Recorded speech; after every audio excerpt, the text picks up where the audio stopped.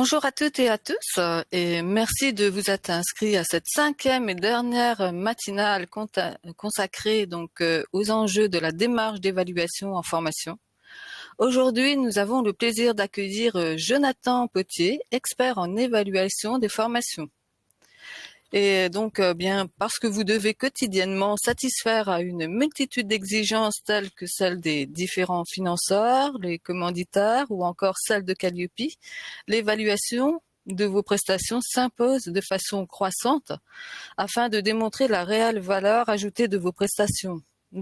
C'est une étape importante, mais énergivore, d'où parfois vous avez le sentiment qu'elle ne vous apporte rien de plus dans votre activité. Et si vous alliez plus loin avec ces évaluations, plus loin pour exploiter les retours sur la qualité, l'efficacité, l'efficience, ou bien même encore alimenter vos réflexions dans votre démarche de performance. Eh bien, c'est à quoi Jonathan Potier va tenter d'illustrer entre retour d'expérience et bonnes pratiques. Bonjour Jonathan.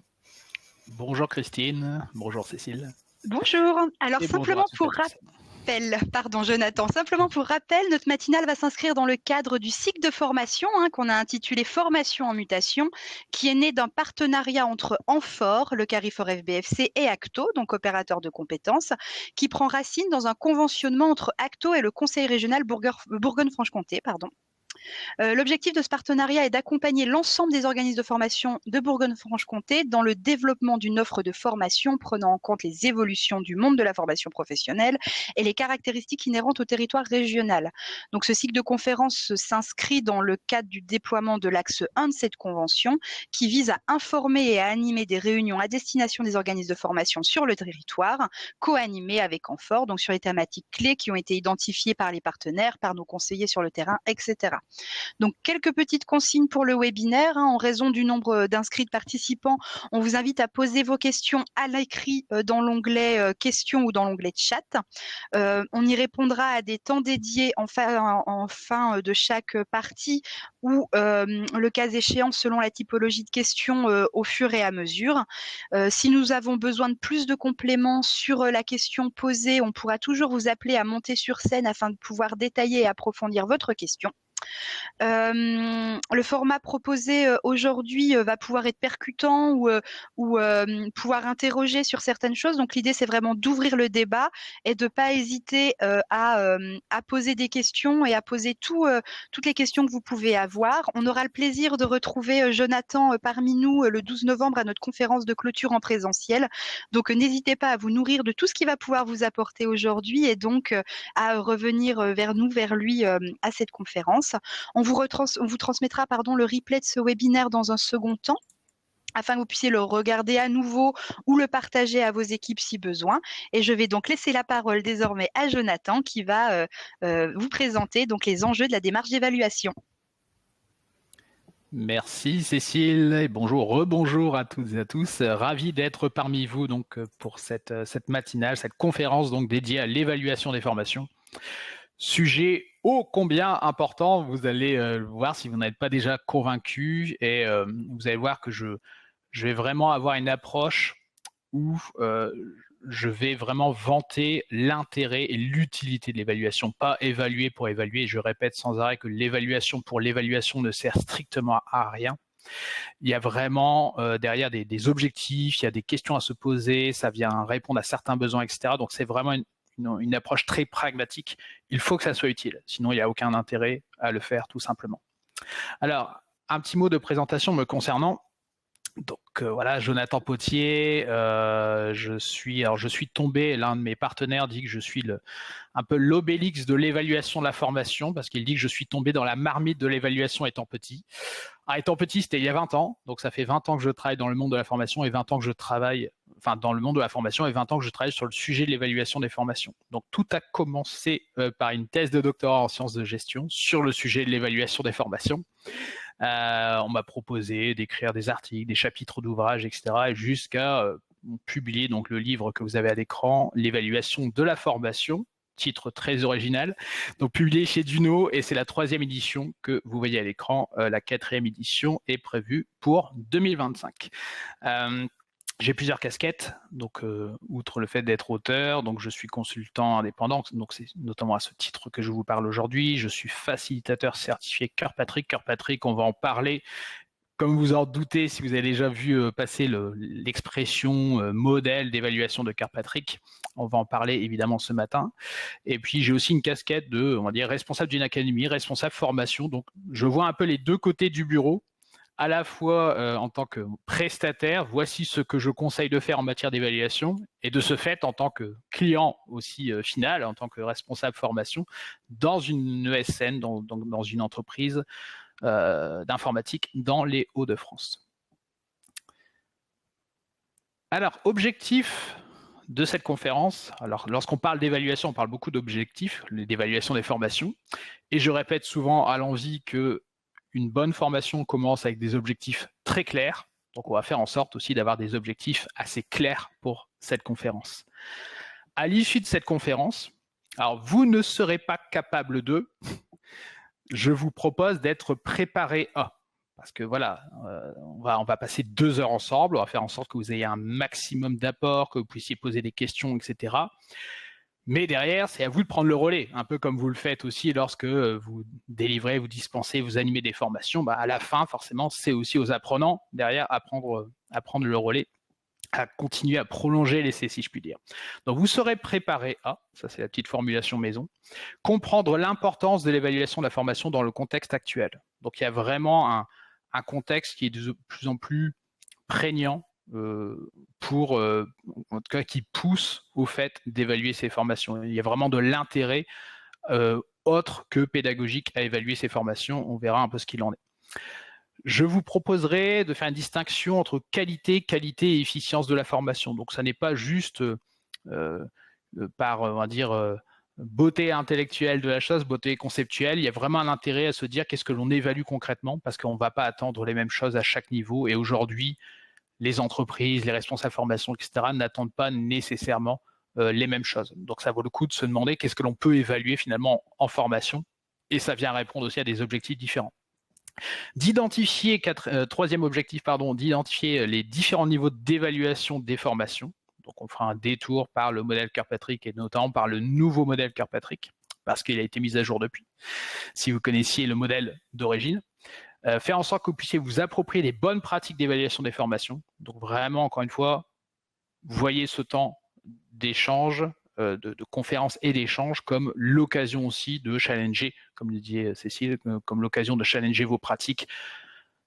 Et je vais vous expliquer après comment tirer profit de cette conférence au maximum. Et puis enfin, de comprendre comment utiliser l'évaluation pour développer ses affaires, parce qu'il y a aussi un impact business. Alors, il y a un impact business de la formation de l'entreprise, il y a un impact business de l'évaluation, mais aussi un impact business de l'évaluation en tant que prestataire de formation, parce que, on en reparlera, c'est aussi l'occasion de se démarquer et d'amener ses clients à un autre niveau et d'utiliser encore une fois l'évaluation en ce sens. Je ne reviens pas, ça a été dit dans comme micro coupé. Question de compréhension, donc toutes les questions passeront via le chat, en tout cas les questions de compréhension, de clarification. Je vous invite à les poser et puis oui, à la fin de chaque partie, on regardera un peu, voilà, est-ce qu'il y a des questions, si j'ai dit un mot, un terme, un nom, etc., qui a été mal compris, donc n'hésitez pas, allez-y, n'attendez pas la fin de la conférence pour poser vos questions. Et puis, je vous propose notamment de noter vos questions pour la séance de questions-réponses qu'il y aura à la fin, où là, on sortira peut-être des parties qui sont présentées ici et on ira plus loin, on approfondira, puis voilà, je répondrai à toutes les questions que vous pourrez avoir. En tout cas, je tenterai.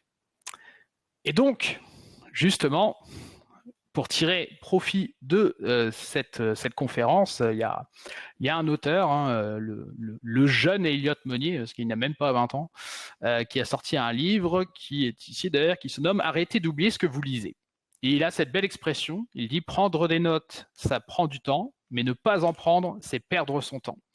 Donc moi, je vous invite à vraiment avoir une posture active tout au long de cette conférence et à prendre des notes. Alors tout simplement, alors faites-le sur un document Word, faites-le sur une tablette, faites-le tout simplement avec papier et crayon.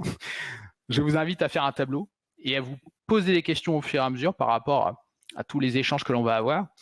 Quelles sont les pratiques que vous faites aujourd'hui, que vous mettez en œuvre et que vous pourriez arrêter. Voilà, peut-être que en m'écoutant, à un moment donné, vous allez dire c'est quand même pas idiot ce qu'il dit, c'est vrai qu'on fait ça, mais en fait ça n'a aucun intérêt, donc il faudrait peut-être arrêter. Quelles sont les pratiques que vous pourriez modifier? Donc vous le faites aujourd'hui, mais vous dites c'est perfectible, on peut mieux faire, et puis oui, peut-être qu'il faut poser moins de questions dans ces questionnaires, enfin je sais pas. Quelles sont les pratiques nouvelles à tester? Donc ce que vous ne faites pas aujourd'hui et vous dites tiens, là vraiment ça c'est pertinent, très rapidement on peut le mettre en œuvre. Et puis les questions justement, donc n'hésitez pas à les poser pour arriver à la séance de questions-réponses avec justement des questions fraîches à poser, et ça sera vraiment l'occasion, encore une fois, en adoptant cette posture active, vous allez tirer profit au maximum de cette conférence. Ne soyez pas spectateur, soyez acteur. Je vous le conseille en tout cas. Donc arrêtez, modifiez, testez et les questions. Alors, contextualisation des défis actuels, on a parlé d'enjeux, on a parlé de contexte, un contexte qui est propice à l'évaluation. Pourquoi? Alors, j'ai répertorié, on va dire, 3 catégories d'enjeux, mais au total, on peut considérer qu'il y en a 5 ou 6, des enjeux qui justifient le fait d'évaluer ces formations. Les premiers enjeux sont plutôt d'ordre économique et financier. Il y a un contexte économique, je ne vous apprends rien, qui peut être plus ou moins difficile. On va dire que la tendance est plutôt vers des budgets qui se contractent, peut-être des financements ou des cofinancements qui se font plus rares ou qui sont plus difficiles à avoir, etc. Et donc il y a cette logique où, je vais le dire de manière triviale, un sou est un sou. Et donc aujourd'hui, on doit de plus en plus faire la démonstration que la formation est réellement un investissement. Et pour qu'elle soit un investissement, il faut qu'elle soit traitée comme telle. Et je prends souvent cette image, on imagine, qui est aussi, je pense, de mémoire, celle d'Alain Maignan, un expert en management de la formation, qui disait on imagine mal dans une usine, par exemple, dans une industrie, mettre en œuvre une nouvelle ligne de production, une nouvelle ligne de fabrication, et à la fin d'aller voir les ouvriers en disant ça va, est-ce que vous êtes content de la nouvelle ligne de production, et d'utiliser cette méthode pour évaluer s'il y a un retour sur investissement. Donc aujourd'hui, lorsque l'on met 1 euro dans la formation, de plus en plus, on souhaite avoir des preuves de la valeur ajoutée. On souhaite voir si cet investissement est rentable, ou en tout cas si vraiment il y a de l'impact derrière. Donc à tous les niveaux, c'est-à-dire au niveau des entreprises, au niveau des financeurs, des cofinanceurs, des pouvoirs publics, etc. Il y a cet enjeu où forcément, dans les entreprises, souvent le budget de formation est l'un des budgets qui se contracte, je vais le dire ainsi, parmi les premiers en tout cas, avec des budgets comme la communication, etc. Et donc forcément, aujourd'hui, on va poser la question aux responsables formation, on va poser la question aux DRH, tout simplement en disant, tiens, voilà, on sait ce que tu coûtes, mais on ne sait pas ce que tu rapportes, ou alors on va se dire que la formation, ça ne fait pas de mal, mais est-ce que ça fait du bien? Donc on va se poser des questions économiques et financières à ce niveau. Il y a des enjeux juridiques et normatifs. Donc juridiques au sens où, par exemple, la loi évolue, hein, on a des réformes de réformes, on a des nouvelles modalités pédagogiques qui sont reconnues. Il y a une conférence précédemment notamment sur la FEST. La FEST est désormais une modalité pédagogique qui est reconnue. Donc ça ouvre aussi le champ des possibles, ça ouvre de nouvelles perspectives. Et donc, plus il y a de modalités pédagogiques qui sont reconnues notamment par la loi, plus forcément on va être amené à développer, à tester, à mettre en œuvre ces modalités pédagogiques, et plus ça va poser les questions d'évaluation. Parce que plus on a de manières de former, plus nécessairement on va devoir utiliser l'évaluation comme étant aussi un moyen d'y voir plus clair quant à ce que peut apporter chaque modalité pédagogique, quant à ce que peut apporter chaque méthode pédagogique, etc. Donc il y a des enjeux juridiques, et c'est un peu aussi mélangé à des enjeux, on va dire, normatifs. Christine en parlait en introduction, Calliope, forcément, Calliope nous incite vivement à développer nos pratiques d'évaluation, même si on va en parler après, des pratiques d'évaluation qui sont très centrées aujourd'hui sur la qualité, et je vais vous inviter aussi à penser davantage efficacité et efficience. Donc à prendre les devants. Je ne suis pas dans le secret des dieux, je ne sais pas si Calliope évoluera vers une V2, V3, etc. Mais en tout cas, voilà, c'est bien de prendre les devants parce que c'est aussi une demande croissante des clients. Et puis, on en parle assez peu, mais voilà, ça c'est ma petite fibre aussi verte. Je parle beaucoup d'enjeux environnementaux et écologiques parce que je prends juste un exemple. Aujourd'hui, alors à moins d'avoir vécu dans une grotte ces 2 dernières années, vous n'avez pas pu passer à côté du sujet IA, intelligence artificielle, dont on parle beaucoup, etc. L'IA, la génération d'une image, on voit beaucoup passer d'images si vous êtes présent sur LinkedIn, hein, voilà, on met des posts avec de jolies images, etc., qui sont créées à partir de telle ou telle IA, DALL-E par exemple, etc. La simple génération d'une image de ce type consomme l'énergie nécessaire au rechargement d'un smartphone. Donc, forcément, aujourd'hui, il va falloir aussi composer entre ces innovations, ce développement technologique, et aussi des impératifs qui souvent sont de l'ordre de la responsabilité sociale, sociétale des entreprises, etc. Il y a des enjeux environnementaux, des enjeux écologiques. Donc, on doit pouvoir aussi utiliser l'évaluation pour se dire est-ce que vraiment ça apporte quelque chose dans mon dispositif pédagogique, dans ce parcours de formation, etc. Parce qu'on a aussi des enjeux économiques et financiers, mais on doit aussi penser en termes de sobriété, en termes d'impact écologique, etc. Parce que de plus en plus, pareil, nos clients vont attendre des preuves de notre part, vont attendre de démontrer que oui, ça vaut la peine pédagogiquement parlant et que ça n'est pas trop coûteux écologiquement parlant. Donc pas mal d'enjeux. Et j'en ai parlé un peu précédemment. Aujourd'hui, il y a vraiment, alors il y a un développement, on parle beaucoup d'innovation pédagogique, innovation technologique, il y a l'intelligence artificielle, il y a la réalité virtuelle, il y a des serious games, on parlait du métavers, on en parle moins maintenant, etc. Mais il y a un développement technologique qui est très fort, qui va parfois de pair avec un développement, on va dire, de l'innovation pédagogique. Et aujourd'hui, vraiment, l'évaluation, encore une fois, c'est quelqu'un qui a écrit un livre qui s'appelle « L'évaluation de la formation » qui le dit, évaluer pour évaluer ne sert à rien. Il faut vraiment évaluer, notamment pour améliorer, pour s'améliorer en continu. Et par exemple, pour viser une certaine forme de cohérence entre moyens et résultats. Est-ce que, par exemple, ça vaut la peine, je ne sais pas, dans un dispositif pédagogique, de rajouter des modules e-learning en amont ou une classe virtuelle en aval, etc., etc. En fait, littéralement, si on n'évalue pas, bien en fait, on n'en sait rien, tout simplement. Parce qu'en fait, on ne sait pas si l'ajout d'un grain, d'un module pédagogique ou d'une application, d'une plateforme, etc., est-ce que cela va servir finalement les résultats, l'efficacité de la formation. Donc aujourd'hui, je dis souvent que l'évaluation, c'est un peu comme une paire de lunettes. Vous mettez cette paire de lunettes qui est l'évaluation et vous allez y voir plus clair, en tout cas beaucoup plus clair quant à ce que vous pouvez attendre de la formation et quant au rôle que va jouer chaque élément, chaque grain de votre parcours de formation, de votre dispositif pédagogique. Et c'est pour ça que j'invite vraiment, j'ai parfois des clients qui me disent il m'arrive, alors je ne fais pas qu'évaluer ou construire des dispositifs d'évaluation, j'anime moi-même des formations, notamment sur l'évaluation, et j'ai parfois des clients qui me disent, donc des responsables formation, qui me disent, tiens, Jonathan, est-ce que tu as des formations innovantes? Et je dis souvent, sous forme un peu de blague, de boutade, innovantes, je ne sais pas, mais efficaces sûrement. Je vous invite à penser efficience avant innovation.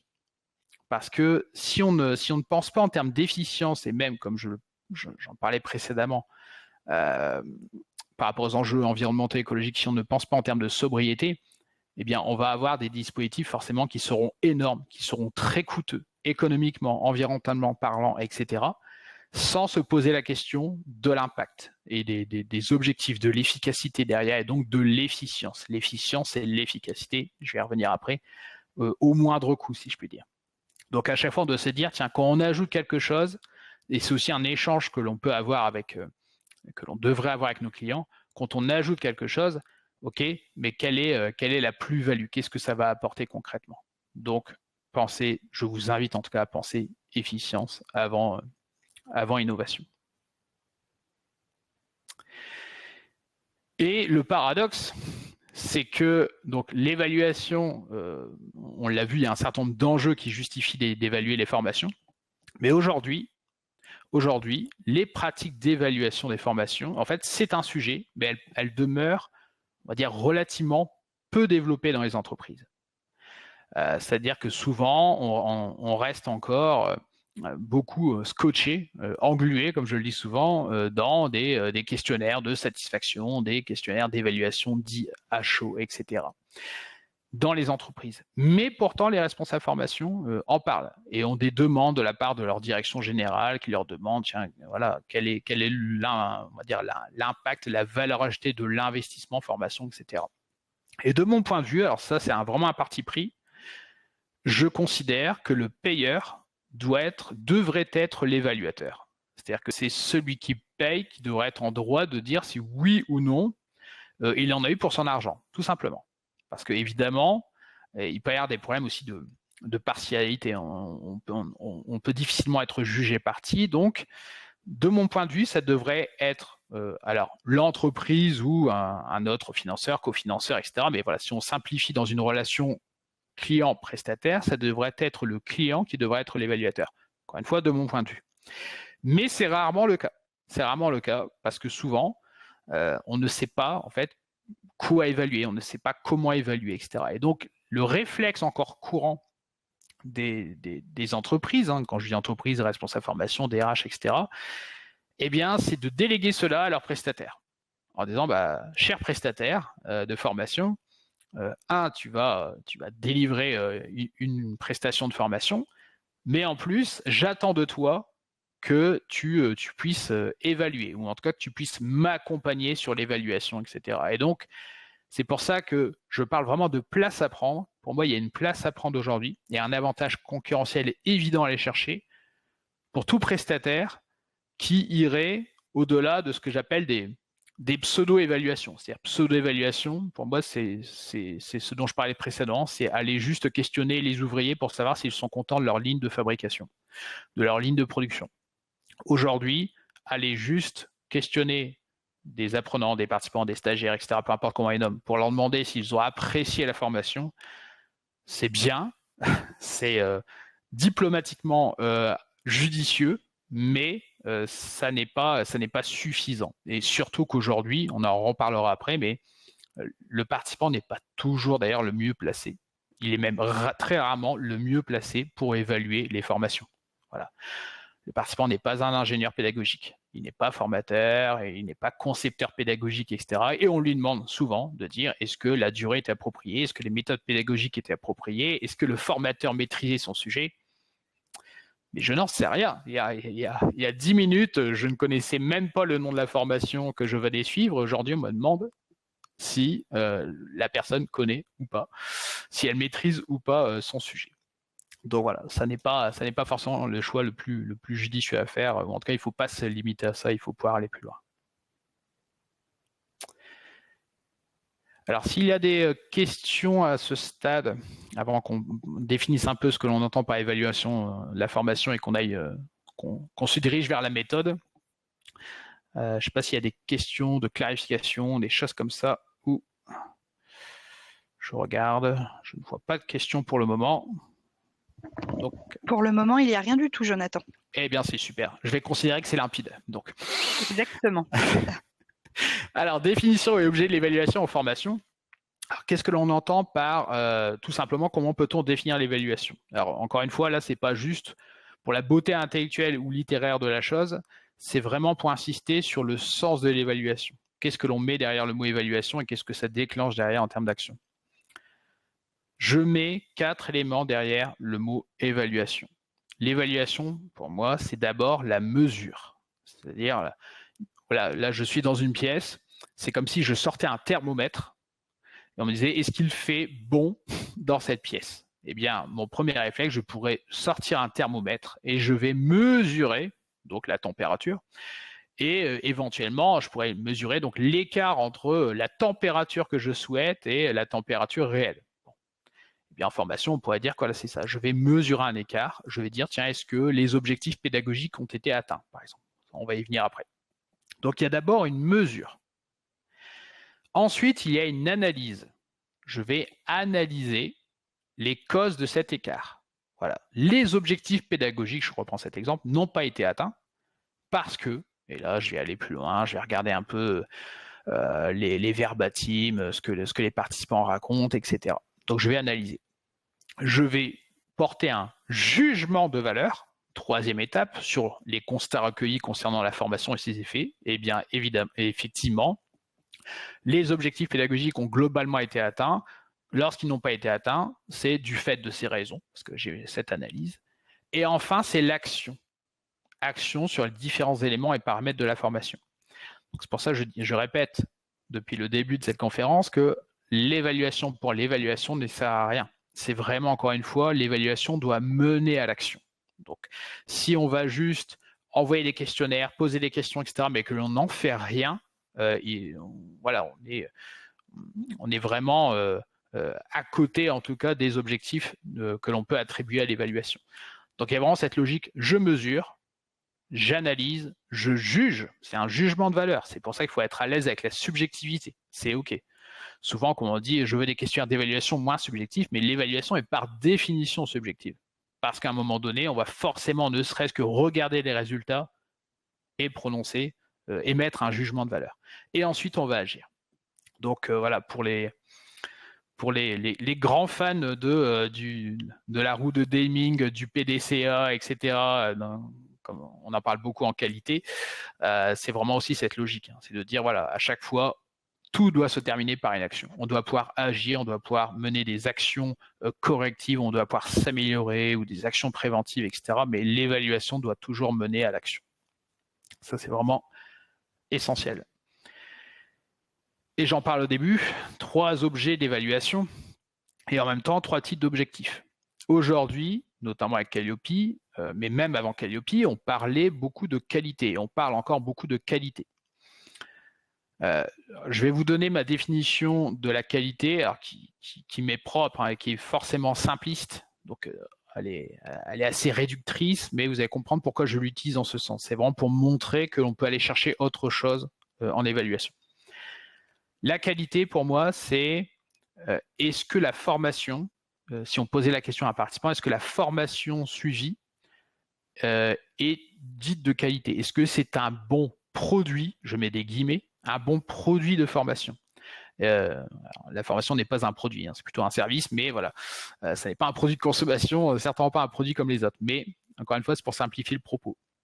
Et si un jour vous venez suivre une formation avec moi, je vais faire en sorte que vous passiez un moment merveilleux pendant une journée, 2 journées, etc., que vous appreniez des choses très intéressantes, et j'attends de vous qu'ensuite, à la sortie, vous puissiez aller, voilà, un peu comme on l'a ici sur l'image, dire aller vers le vert et puis dire ouais, franchement non si c'est vraiment une formation très sympa, j'ai vraiment passé un bon moment et j'ai appris des choses. Si on s'imite à ça, il y a tout un pan justement de l'évaluation que l'on n'aborde pas. Moi je vous invite à aller plus loin, à aller vers l'efficacité. Donc il y a la qualité, c'est une chose, évidemment tant qu'à faire autant avoir un produit encore une fois de formation qui soit agréable, mais l'efficacité c'est vraiment est-ce que l'on atteint les objectifs de la formation, quels qu'ils soient, on va y revenir après. Donc, qu'on parle d'objectifs pédagogiques, objectifs opérationnels, objectifs de formation, peu importe, mais il y a des objectifs à la base. Est-ce qu'on les a atteints? Et on vérifie cela en aval. Et l'efficience, ça c'est le nec plus ultra, c'est l'efficacité, on va dire, avec une utilisation optimisée des ressources. Pour faire simple, j'ai une formation qui dure 3 jours. Si j'atteins donc les objectifs fixés en 3 jours et que j'arrive à atteindre ces mêmes objectifs en 2 jours et demi, je suis plus efficient. Vous voyez, ça coûte moins cher ou ça prend moins de temps, etc. Donc là, on voit aussi l'intérêt de la multimodalité. Voilà, si on a besoin de rendre les parcours plus efficients. Mais aujourd'hui, de plus en plus, c'est cette quête de l'efficience qui est recherchée. À minima, l'efficacité. On se dit, ça n'est plus suffisant de dire que la formation était sympa et d'avoir une sorte de TripAdvisor de la formation où on se dit, tiens, voilà, telle formation a l'air très sympa, etc. Et pourtant aujourd'hui, sur le portail du CPF, c'est un peu comme cela que l'on choisit les formations. Mais là, on attend autre chose. On attend de se dire, voilà, est-ce que vraiment il y a l'efficacité derrière? Est-ce que ça permet de monter en compétences? Est-ce que ça permet de retrouver plus facilement un emploi? Est-ce que ça permet d'être promu, etc. Et ensuite, il y a la question de l'efficience. Et ça, évidemment, côté entreprise, on y regarde avec la plus grande attention. Donc qualité, efficacité, efficience, je vous invite à avoir ces trois notions en tête pour la suite, parce qu'on va les retrouver différemment. Et donc, maintenant se pose la question de la méthode.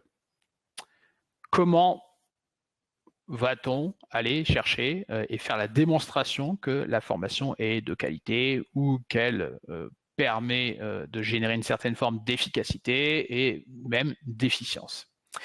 Eh bien, comme disait, je crois qu'il y a un auteur, je crois que c'était Kurt Lewin qui disait ça, il n'y a rien de plus pratique qu'une bonne théorie. Donc moi, je vous invite à utiliser un modèle théorique. Et ce modèle, c'est le modèle Kirkpatrick. Alors Kirkpatrick, j'ai mis exprès la date en haut pour montrer que ça ne date pas d'hier, le modèle d'origine, je vais y revenir. Kirkpatrick, c'était un chercheur, donc si vous ne le connaissez pas, mais il est probable que beaucoup d'entre vous aient déjà vu passer ce nom. Et aujourd'hui, on va vraiment préciser, on va surtout montrer comment on opérationnalise ce modèle. Parce que souvent, on connaît les 4 niveaux, c'est bien, mais ensuite on se dit, ouais, mais comment on le met en œuvre concrètement? Donc là, on va aller dans le détail. Kirkpatrick, donc c'était un chercheur américain décédé en mai 2014 de mémoire, qui s'est simplement posé cette question, qu'est-ce que l'on peut attendre d'une formation? Et Kirkpatrick a rédigé 4 articles dans une revue des professionnels de la formation aux États-Unis, chaque article décrivant un niveau d'évaluation. Pour faire simple, voilà, vous les avez à l'écran. Kirkpatrick s'est dit, on va évaluer donc d'abord le niveau 1. Le niveau 1, c'est la réaction. C'est ce qu'on appelle souvent la satisfaction, mais en fait réellement le bon nom, le nom correct, approuvé par les Kirkpatrick, c'est réaction, et on parle souvent d'évaluation à chaud. Donc quand on fait des tours de table en fin de formation, lorsqu'on distribue des questionnaires d'évaluation, etc., pour avoir des questions comme celle dont je parlais tout à l'heure, on est sur le niveau 1. C'est insuffisant, on en a déjà parlé, j'espère que vous en serez d'accord. Donc niveau 2, on va plus loin. Apprentissage. Qu'est-ce que j'ai appris? Qu'est-ce que je sais faire de mieux, de plus, grâce à la formation? Là, on va parler d'objectifs pédagogiques. On va parler alors là, je peux vous sortir toute la nuée de mots et je ne rentrerai pas dans le débat. Savoir, savoir-faire, savoir-être, capacité, compétences, etc., etc. Voilà, parce que je sais que là, si vous voulez apporter de l'animation, et on pourrait faire l'exercice lors du cocktail le 12, on peut demander à l'ensemble des professionnels de la formation de définir ce qu'est une compétence ou une capacité, et tout le monde va donner une définition différente, donc je n'entrerai pas dans le débat. Donc, retenez simplement, moi je le dis de manière très simple, je sors de la formation, qu'est-ce que je sais ou sais faire de plus? C'est tout. Niveau 2. Niveau 3, comportement, c'est ce qu'on appelle fréquemment aussi le transfert des acquis ou le transfert des apprentissages. Ce que j'ai appris en formation niveau 2, est-ce que je le mets en œuvre, en pratique, en situation de travail, en situation réelle? Donc au niveau 3. Est-ce que, c'est pour ça que le terme, on parle de comportement, parce que ça vient du terme anglais, américain, behavior. Voilà. Mais on pourrait parler de pratique. Hein. Finalement, c'est voilà, ce que je mets en œuvre au quotidien parce que j'ai appris les choses, qu'est-ce que je change concrètement dans mon quotidien, en situation réelle de travail, etc. Ça, c'est niveau 3. Et on va y revenir, c'est le niveau le plus important des 4. Parce que c'est le moment à partir duquel ce qui a été appris en formation cesse d'appartenir exclusivement à l'apprenant et est, entre guillemets, réinjecté dans l'entreprise. Et enfin, niveau 4, résultat, eh bien, j'ai passé un bon moment en formation, je dis simplement, niveau 1, j'ai appris des choses, niveau 2, parce que j'ai appris des choses, je change mes pratiques, je mets en œuvre de nouveaux comportements ou des comportements optimisés, modifiés, etc. en situation de travail, niveau 3. Niveau 4, quel est l'impact sur des indicateurs de résultats? Alors là, je vais volontairement prendre un exemple très simple. nous sommes toutes et tous des consommateurs, des consommatrices. Je me rends dans un magasin, dans une enseigne. Je vais, je sais pas, j'anticipe sur les achats de Noël et puis je vais acheter du parfum pour peu importe, pour ma femme, pour ma mère, enfin peu importe. J'arrive et derrière, est-ce que par exemple est-ce que parce que les conseillers, les conseillères de vente vont utiliser les bonnes phrases pour m'accueillir, etc. Est-ce que ça va augmenter l'émission des cartes de fidélité? Est-ce que ça va augmenter le panier moyen? Est-ce que ça va augmenter donc le chiffre d'affaires, etc. Voilà. Ça, pour une formation commerciale, on l'imagine très bien. Pour une formation en management, on pourrait très bien imaginer une réduction du turnover ou de l'absentéisme ou du micro-absentéisme. Pour des formations à la sécurité, on pourrait très bien imaginer une réduction des accidents de travail, etc., etc. Donc, c'est un impact un peu plus collectif qui est la conséquence directe du niveau 3, tout simplement. Ce modèle, je pense qu'il est quand même assez simple à comprendre et je pense que beaucoup d'entre vous connaissez déjà le sens des 4 niveaux. Il a été mis à jour. Ce modèle a été mis à jour, donc là c'est pour ça que je fais bien apparaître la date. Il a été mis à jour en 2010 et maintenant c'est le nouveau modèle Kirkpatrick. Donc le nouveau modèle, vous l'avez à l'écran. Alors, quand j'en parle en formation, je prends, il y a certaines personnes qui peuvent en témoigner, j'ai reconnu des noms parmi les participants. Je prends 2 jours à tout décrire et puis voilà, à ce qu'on puisse l'opérationnaliser. Donc là, évidemment, je ne pourrais rester qu'en surface, mais quelques éléments à savoir avant que l'on déroule la manière dont on l'utilise. Ce modèle donc a été mis à jour. Vous retrouvez les 4 niveaux, niveau 1 réaction, niveau 2 apprentissage, niveau 3 comportement, niveau 4 résultat. On voit que les niveaux ont été précisés. C'est pas juste réaction. On dit, tiens, dans le niveau 1, il y a implication, pertinence, satisfaction du client. Le client au sens le bénéficiaire, l'apprenant, le premier client, on va dire, de la formation. Qu'il paye ou pas sa formation, c'est lui le premier client. On a précisé ce qu'il y avait dans le niveau 2, etc. Donc ça, c'est vraiment la manière dont on opérationnalise ce modèle. On le précise ici. Et vous allez voir après pourquoi justement on est venu rajouter ces éléments. Vous avez vu, il y a des flèches. L'idée de cette nouvelle version du modèle, une critique était faite à l'encontre de l'ancien modèle, du modèle de 1959, c'était que finalement, il ne décrivait pas la manière de mettre en œuvre ce modèle. Là, ici, avec ce nouveau modèle, il y a des flèches, il y a une logique. On sait que, notamment, je vais y arriver après, mais on commence par la fin. Quand je vous ai déroulé juste avant le modèle, j'ai commencé par niveau 1, puis 2, puis 3, puis 4. La réalité, c'est que quand on construit un dispositif d'évaluation, on commence toujours avec la fin en tête. On commence toujours avec le niveau le plus élevé. Donc, en l'occurrence, le niveau 4. Et un proverbe berbère que je répète fréquemment et qui illustre cela, si tu ne sais pas où tu vas, tu risques de mettre du temps pour y arriver.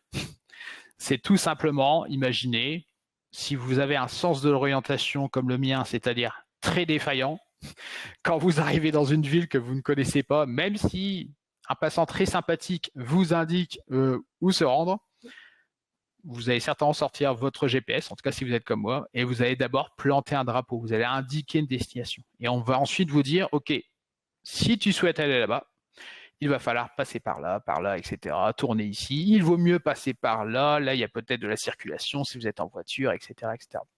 Mais c'est vraiment une logique où à chaque fois, on doit toujours commencer avec la fin en tête. Si on réalise la formation et que, si je reprends mon exemple des enseignes de parfumerie, des cartes de fidélité, etc., on fait la formation, puis après on se dit, bon, bah maintenant, comment on va pouvoir voir si cette formation avait un bon retour sur investissement ? Eh bien, en fait, on va être bloqué parce qu'en fait, on n'a pas pensé à cela en amont. Donc, on va devoir se dépatouiller, se battre avec quelques indicateurs, quelques données, etc.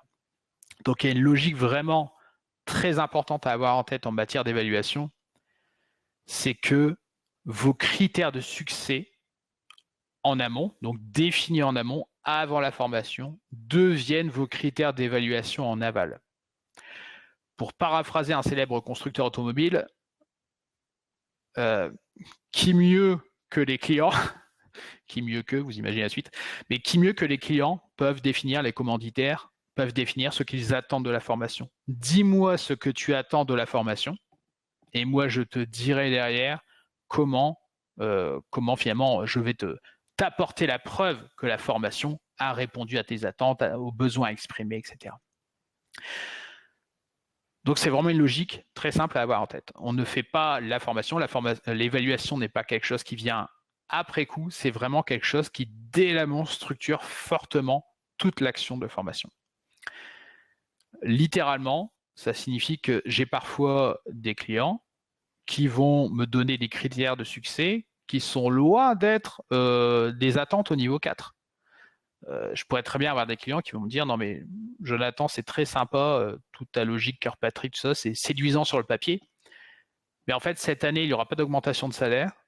Mais par contre, on a pu trouver des queues de budget à louer à la formation. Et donc, on a envie de faire plaisir à tout le monde et on a envie de les envoyer au soleil pour se faire plaisir lors d'un séminaire qui va durer 3 jours. Pour se faire plaisir. Moi, j'interprète ça, je traduis cela en niveau 1. Vous voyez ? Donc, par rapport à ce que l'on me dit, à chaque fois, systématiquement, mes clients, je vais les challenger en disant « Est-ce que vous attendez l'impact niveau 4 ?» Oui, non, ok. Si oui, on va dérouler le reste des niveaux. Sinon, je vais redescendre d'une marche. Ok. Est-ce que vous attendez un changement de pratique sur le terrain? Niveau 3. Est-ce que vous attendez des nouveaux comportements? Si oui, lesquels? Non, oui, non, ok. Si oui, je déroule quand même le reste. Sinon, je redescends d'une marche. Niveau 2. Qu'est-ce que vous attendez en termes de connaissances, de capacités, de compétences, etc. Parfois, je pourrais avoir un client, je pense à un client dans le domaine bancaire qui va me dire « Jonathan, on n'attend ni d'impact au niveau 4, pour reprendre tes termes, ni de changement de pratique, de comportement au niveau 3, mais on a besoin, pour des questions de conformité, de faire la preuve quant au fait, on a besoin en tout cas de démontrer que l'on a formé tous nos conseillers bancaires à la lutte anti-blanchiment d'argent. Et on a besoin de montrer que tout le monde a répondu à un quiz d'évaluation des connaissances avec 80% de bonnes réponses. Voilà, dans ma tête, c'est du niveau 2. Je sais qu'il n'y a pas d'objectif forçant de mise en application derrière, donc je n'irai pas au niveau 3, donc je vais rester au niveau 2. Et si on me dit simplement que l'important, c'est que les gens passent un bon moment et pas plus, eh bien, c'est du niveau 1. Bon, quand on me dit ça, je fais toujours une parenthèse en disant, dans ce cas-là, donnez-leur des jours de congé. Parce que ça coûtera moins cher, ça ne nuira pas à l'image de la formation. Et puis, voilà, autant utiliser les jours de congé pour cela, aux frais de l'employeur, plutôt que de les envoyer en formation. Dans tous les cas, il y aura un coût salarial. Donc, n'utilisez pas la formation pour cela, chers clients, s'il vous plaît. Donc, c'est une logique simple. Comment aborde-t-on ce modèle? Donc, si je reviens ici, je vais commencer par la droite. Je vais commencer par la droite, niveau 4, résultat. Encore une fois, là, on pense quel est l'impact opérationnel attendu. Alors, je vais vous dérouler tout un ensemble de bonnes pratiques pour, je spoil un peu, je divulgage, comme disent nos cousins québécois. Je vais divulgacher un peu, mais vous n'allez pas faire ça pour l'ensemble des formations. Là, je le déroule pour une formation à fort enjeu, mais pour des formations moins stratégiques ou pour des formations avec du volume, des formations inter-entreprises, donc pas pour un client dédié, etc., on va adapter le modèle d'évaluation derrière. Donc là, volontairement, je vais dérouler en tout cas des pratiques qui sont principalement centrées sur des formations à fort enjeu, mais qui peut le plus, peut le moins. En déroulant ces pratiques, derrière, on va pouvoir aussi les adapter à des formations moins critiques, avec des enjeux moindres, etc. D'où l'importance aussi de prendre des notes. Donc au niveau 4, encore une fois, on se limite aux formations à fort enjeu, ça j'en parlais précédemment. La base, c'est de dire on va identifier avec les commanditaires, avec les clients, des indicateurs de performance clés. En bon français dans le texte, des KPI, Key Performance Indicator, les KPI. On va définir qu'est-ce que l'on souhaite faire évoluer en fonction de l'enjeu business. Voilà, quel est on va dire le besoin business. Alors quand je dis business, c'est côté entreprise, mais ça pourrait très bien être un centre hospitalier qui me dirait On veut améliorer la satisfaction des patients. On veut faire en sorte d'améliorer la satisfaction des familles. On veut réduire les risques de maladies nosocomiales. Enfin, je sais pas, n'importe quoi. On veut améliorer la qualité des écrits entre les services. Enfin, ouais, on va penser vraiment impact. Et on va donc challenger le client pour définir des indicateurs de performance à ce niveau. Je divulgage encore, il est très rare, très très rare d'expérience que les clients aient les idées très claires par rapport à ces indicateurs. Donc là, c'est là où aussi on gagne notre pain, c'est qu'on va les challenger nécessairement. On va forcément se baser aussi sur notre expérience, notre connaissance du secteur, du métier, de l'activité, etc. pour les challenger et leur dire, écoutez, est-ce que c'est pas ce genre de choses que vous cherchez, etc. Et on va les challenger pour comprendre quel est le besoin derrière. Encore une fois, peut-être qu'on ne sera pas au niveau 4, mais si on est au niveau 4, forcément, on va essayer d'identifier cela. Donc, on va identifier les indicateurs de performance. Je vais parler en mon nom. Donc là, je mets ma casquette responsable d'une académie dans une ESN, dans une société informatique. Récemment, donc j'ai travaillé avec un organisme de formation en langue. Et en fait, donc pour former plusieurs collègues en anglais, mon besoin business, et on a vraiment déroulé l'ensemble de ces niveaux avec l'organisme de formation en question. Mon besoin business, c'était de faire en sorte de pouvoir pérenniser des contrats clients parce que quasiment aucun de mes collègues n'avait un niveau en anglais, on va dire, acceptable pour les clients avec qui on travaille. Donc, pérenniser les contrats clients et développer des affaires chez les clients en cours. Voilà. Donc, pour qu'ils puissent dire, tiens, on va faire appel à vous pour des projets internationaux, etc. Mais nécessairement, il va falloir développer votre niveau en anglais. Donc, ça, c'était mon besoin business. Voilà, c'est très clair. On a des indicateurs de satisfaction client, des indicateurs de chiffre d'affaires, de pérennisation des contrats, de développement, entre guillemets, du panier moyen chez les clients, etc. On a du business. On a défini ces indicateurs. On les suit derrière. On les suit. Donc, on suit l'évolution des indicateurs tout au long du projet de formation. Là, c'est un projet de formation qui a duré 6 mois. Donc, pendant 6 mois, à chaque fois, on suivait à la fois les données que l'on a au niveau 3, est-ce qu'ils mettent en œuvre des comportements, est-ce qu'ils parlent avec davantage d'aisance en anglais, par exemple, est-ce qu'ils n'ont pas peur de décrocher le téléphone, est-ce qu'ils rédigent leurs emails en anglais sans passer par un traducteur en ligne, etc. Voilà, des comportements de ce type. Et on suivait l'évolution des indicateurs. L'organisme qui travaille avec moi collecte des témoignages et il va en faire des études de cas. Et il va aller voir d'autres clients, m'a-t-il dit, pour aller valoriser ce type d'expérience. En disant, je ne me contente pas de former en anglais, je développe la performance commerciale de mes clients. Vous voyez, là, on a vraiment fait un lien très clair entre j'ai des collaborateurs qui sont au contact des clients et qui parlent un anglais amélioré, un anglais plus perfectionné, en tout cas plus fin, avec davantage d'aisance. Derrière, ça a un impact commercial. Et donc, c'est vraiment, encore une fois, je reviens à ces critères de succès. On définit cela en amont, on le suit, et à la fin, on présente, là c'est prochainement d'ailleurs, on va faire ça très prochainement, on va réaliser donc un bilan final et on va présenter cela au comité de direction. Donc, ce sont des choses qu'on négocie aussi à la base. Alors, moi, je le fais en tant que consultant et là, en tant que responsable de l'académie, on l'a convenu dès le début, de négocier avec les commanditaires, avec la direction générale, le fait d'avoir un temps de présentation des résultats au CODIR. Pourquoi on fait cela? Pas juste pour montrer que on fait notre travail, on essaie de le faire bien, mais en fait, on le fait aussi pour planter une graine dans l'esprit des clients, la graine qui est que la formation peut avoir de l'impact, que la formation ne se limite pas à des gens contents, niveau 1, au fait d'apprendre de nouvelles choses, niveau 2, ou à mettre en œuvre de nouvelles compétences, des nouveaux comportements, de nouvelles pratiques sur le terrain. On veut vraiment que la formation pèse et qu'elle soit vue non plus comme un centre de coût, mais potentiellement, alors grande expression, mais comme un centre de profit. Donc c'est vraiment un équilibre, encore une fois. Qu'est-ce que l'on fait, qu'est-ce que l'on veut en amont? On va formaliser ça via des indicateurs. On fait ce travail niveau 4, on va le voir après, on le fait aussi au niveau 3. Et ensuite, on va chercher des choses, des éléments pour piloter cela en aval, piloter cela dans le temps.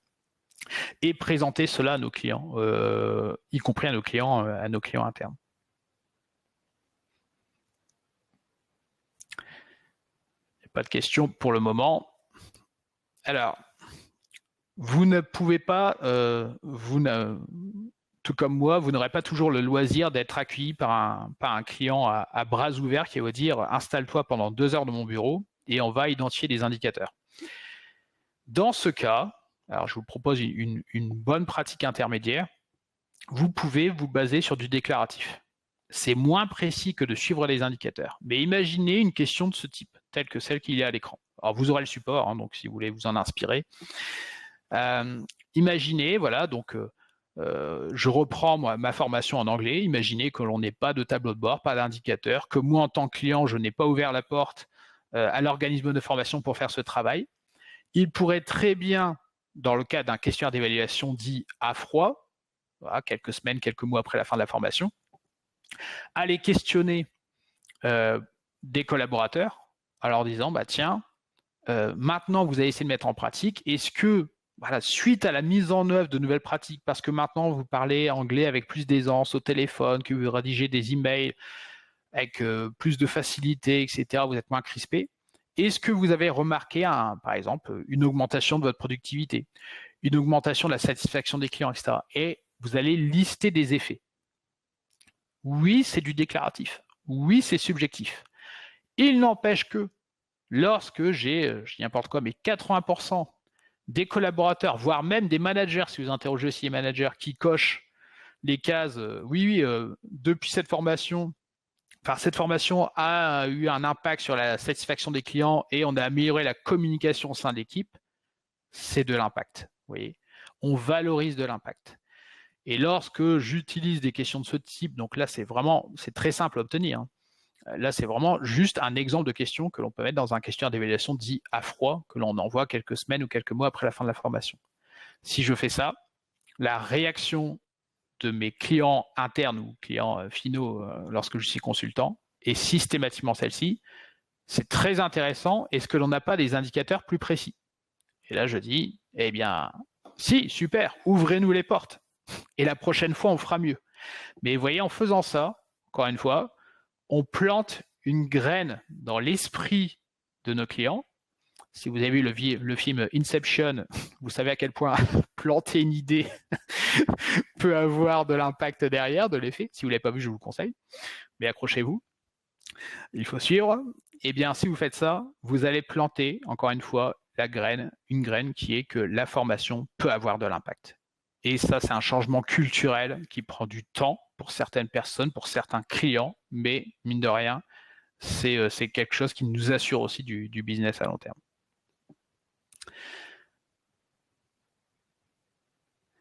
J'ai mon niveau 4. Je redescends au niveau 3. Le niveau 3 qui est le plus important des 4. J'en parlais précédemment. Maintenant, je suis très clair. Donc, je reprends mon exemple. OK, on veut pérenniser les contrats clients, on veut développer le chiffre d'affaires sur ces contrats, on veut augmenter la satisfaction des clients, on veut des projets qui se terminent dans les temps, parce que c'est plus simple lorsqu'on parle un bon anglais de travailler avec nos clients, des prestataires qui sont aussi indiens, etc. Donc, si on se comprend mieux, forcément, on avance plus vite. Donc, on définit cela au niveau 3. Au niveau 3, on va définir des comportements, donc des pratiques que l'on va vouloir observer en situation de travail. Concrètement, on a défini, je reprends mon exemple, voilà, j'écris des emails sans passer par un traducteur en ligne. Voilà, si mes collaborateurs, si mes collègues font ça, ça veut dire qu'ils sont davantage à l'aise. Si c'était une formation de formateurs, je pourrais dire les formateurs, les formatrices formées commencent chacune de leurs sessions en listant les objectifs de celle-ci. C'est observable, c'est mesurable, c'est concret.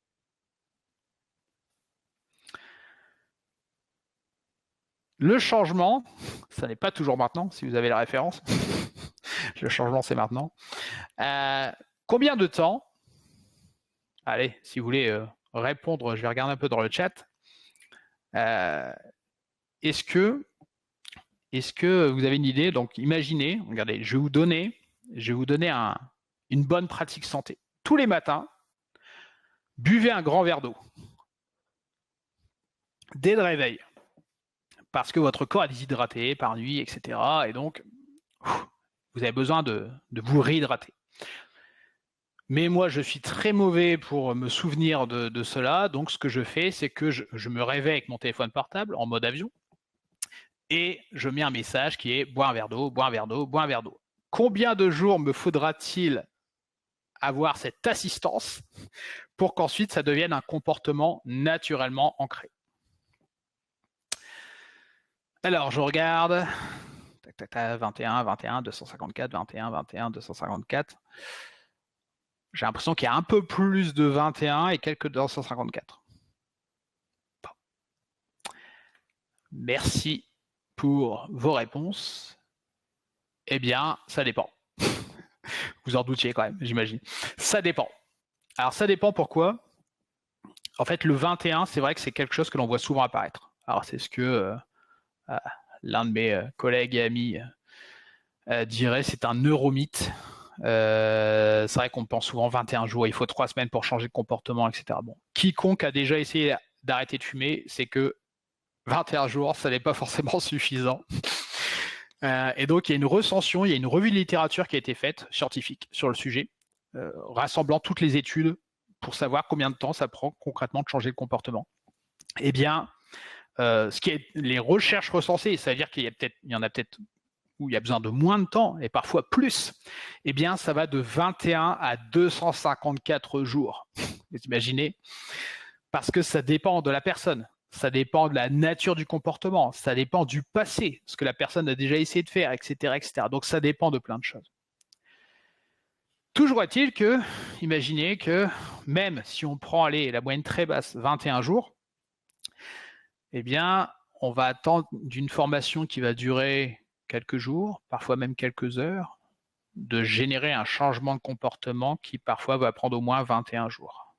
Vous me voyez arriver, c'est-à-dire qu'il va falloir penser à la suite.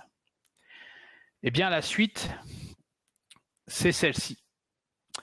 Il y a Donald Kirkpatrick était un Américain, Robert Brinkerhoff en est un autre.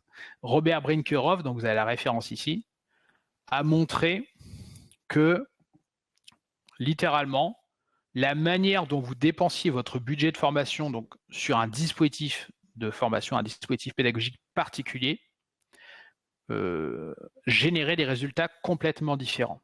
Si je reviens sur mon graphique ici, vous voyez, niveau 3 comportements. Donc, j'ai défini des comportements concrets. Encore une fois, des pratiques.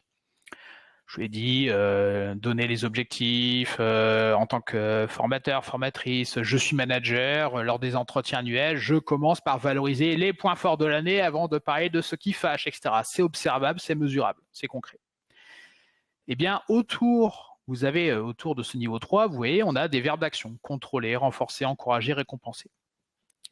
C'est ce qu'on appelle donc dans le nouveau modèle Kirkpatrick des leviers. Ce sont des actions complémentaires qui vont venir favoriser la mise en œuvre de ces comportements en situation de travail. Exemple, du coaching, de l'accompagnement, la FEST, si c'est utilisé aussi en ce sens, le fait de faire des rappels, le fait d'avoir une communauté de pratique, le fait de faire des classes virtuelles de suivi, etc. Enfin, tout ce que vous allez pouvoir faire en amont ou en aval des formations, en complément de la formation elle-même. Eh bien, ce que montre Robert Brinkerhoff dans ses études, c'est que lorsqu'on dépense le budget de formation essentiellement sur l'action de formation elle-même, sans réelle préparation en amont et sans accompagnement en aval, on se retrouve avec une moyenne de 15% d'apprenants qui passent à l'action, qui transfèrent. Littéralement, vous prenez un groupe de 6 personnes, vous en avez une qui passe au niveau 3, qui transfère ses acquis. Et ça n'est pas étonnant. Je me souviens de la réflexion d'une consultante en formation, d'un organisme de formation leader en Europe, suivez mon regard, qui me disait que lorsque les participants arrivaient rue de la Victoire à Paris à l'accueil pour suivre une formation, 40%, je vais le répéter encore une fois, 40% des personnes ne connaissent pas le nom de la formation qu'elles viennent suivre. Vous imaginez. Et à la fin de la journée, on vous dit, bon, bah maintenant, quel est ton plan d'action? Allez, maintenant, il faut passer à l'action, etc. Non, mais t'es bien gentil, mais ce matin, je ne savais même pas le nom de la formation que je venais suivre. Donc, quand on se concentre sur l'action de formation elle-même, vous, prestataire de formation, vous pouvez faire tout ce que vous voulez.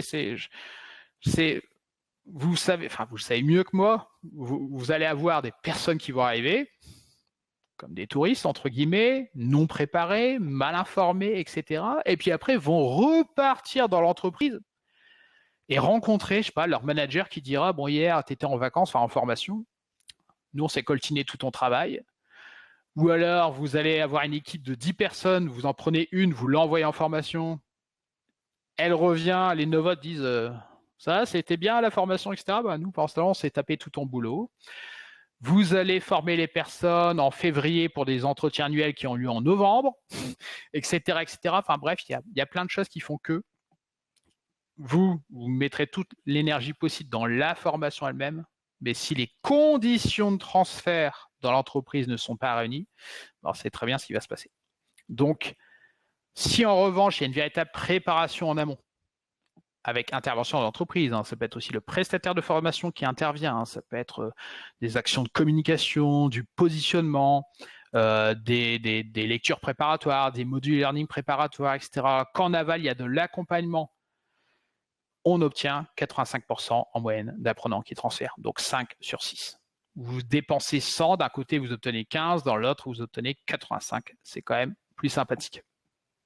Moralité, la formation n'est pas un événement, c'est un processus. C'est un changement. Donc forcément, un changement se prépare. C'est un changement en 3 temps. Une préparation, la formation elle-même, l'événement d'apprentissage et l'accompagnement en aval. Une métaphore que j'aime beaucoup, c'est de dire, voilà, imaginez, l'entreprise est un puzzle, vous prenez une pièce du puzzle, c'est un participant, c'est un apprenant, vous l'envoyez en formation, vous le déformez, littéralement, voilà, jeu de mots, vous déformez la pièce et vous essayez ensuite de la remettre à l'endroit initial. Eh bien, généralement, ça ne rentre pas, ça ne passe pas, parce que les conditions de transfert ne sont pas réunies, parce qu'on n'a pas pensé au retour au travail, etc., etc. Là, moi, je vois l'intérêt pour les prestataires de formation, pour les organismes de formation, c'est justement c'est l'occasion d'avoir des interventions supplémentaires, d'aller accompagner aussi les entreprises pour aller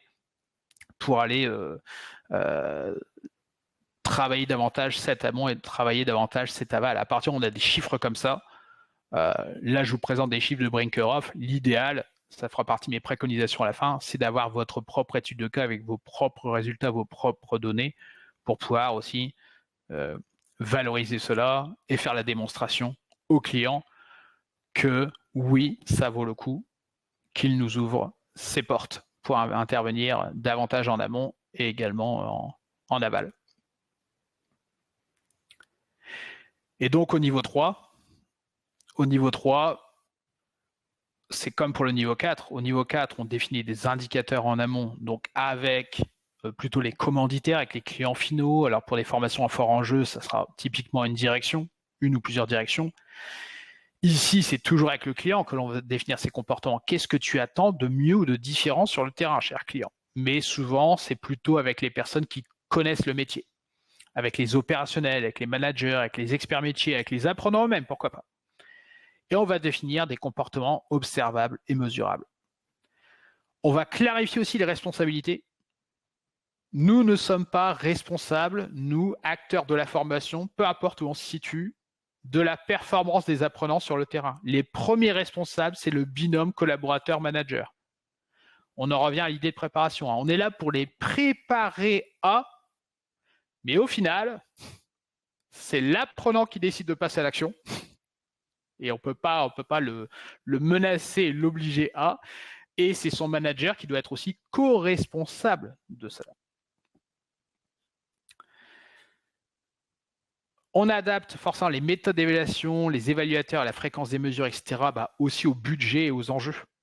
C'est pas la même chose si on parle d'une formation. Là, si je reprends mon exemple de la formation en anglais pour mon entreprise, où on a créé des binômes aussi, où les évaluateurs, voilà, je travaille dans une entreprise libérée, donc c'est compliqué parce qu'on a un management particulier, donc je peux pas avoir des managers qui vont observer au quotidien les collaborateurs en train de parler anglais, etc. Par contre, les collègues travaillent ensemble. Donc on a créé des binômes, et les binômes s'évaluaient entre eux, mais vraiment dans une optique de renforcement.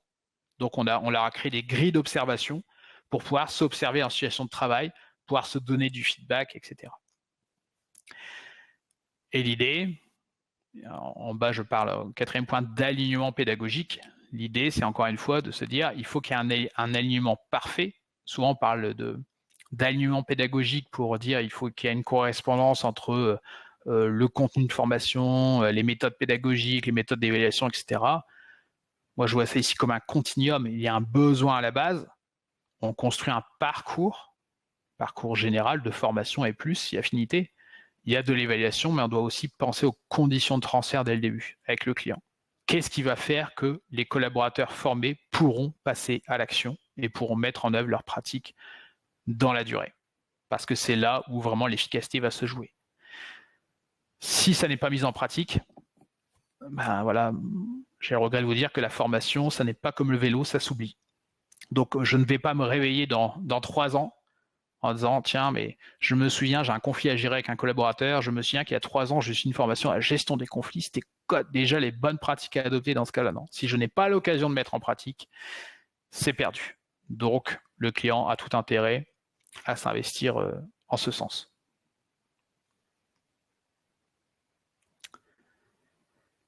Un exemple de pratique que vous pouvez mettre en œuvre ou que vous pouvez conseiller aussi à vos clients, le cas échéant, c'est ce qu'on appelle le 505.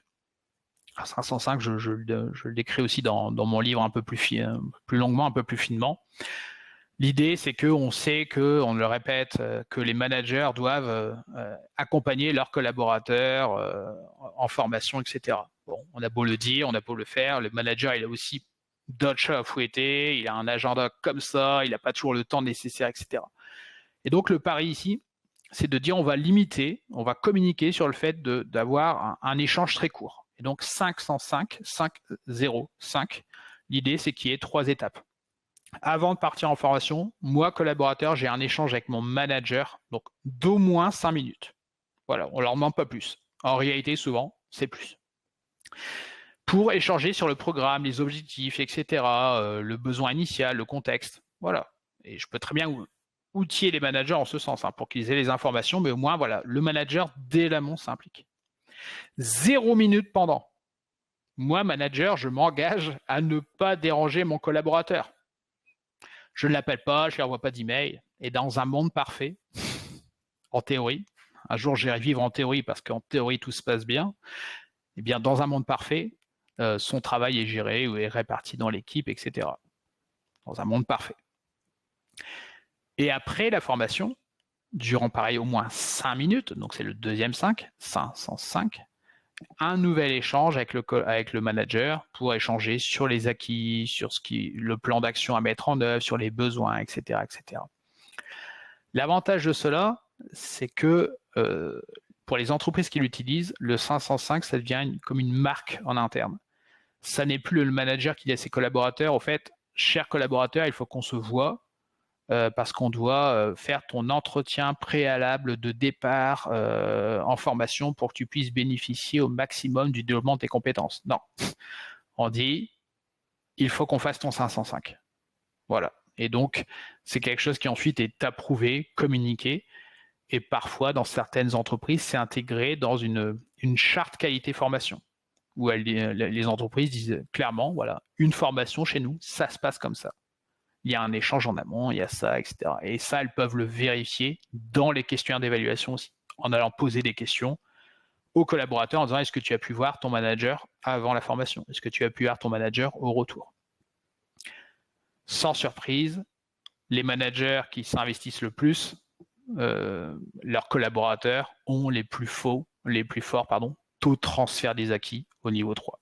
Voilà, la preuve par les chiffres que l'implication du manager a de l'impact. Niveau 4, niveau 3, j'ai des comportements et j'ai pensé à des actions, à des leviers, etc. que je ne fais rien de gratuit. Hein. L'organisme de formation d'anglais me fait payer aussi pour l'accompagnement qu'il propose à mes collègues, etc. Il n'y a rien de gratuit, c'est normal, mais c'est aussi le prix de l'efficacité. Je redescends au niveau 2. Maintenant que je suis clair sur là où je veux aller niveau 4, ce que les personnes doivent faire de mieux ou de différent au niveau 3, leur pratique, donc parler anglais avec plus d'aisance, etc. Je vais au niveau 2. Et au niveau 2, eh bien là, je vais avoir des objectifs pédagogiques. Qu'est-ce que mes personnes, mes collègues, mes collaborateurs, mes apprenants, mes participants vont devoir apprendre? Quels sont les objectifs pédagogiques qui doivent être alignés autant que faire se peut sur les comportements visés? Qu'est-ce qu'ils doivent être capables de ou préparés à faire pour passer à l'action ensuite derrière avec ces comportements? Donc des objectifs pédagogiques très clairs. J'ai vu dans le chat tout à l'heure quelqu'un qui parlait de taxonomie de Bloom, je pense. Ouais, tout à fait, Emeline Savario. Donc tout à fait, Emeline. Et à partir du moment où... alors moi, je préconise, ça, je le détaille, j'aurai pas le temps ici, mais je le détaille dans mon livre, d'avoir des objectifs au niveau 2 et au niveau 3 qui soient similaires, qui soient très proches. Mais à un niveau de la taxonomie de Bloom qui soit à minima au niveau utilisé, appliqué.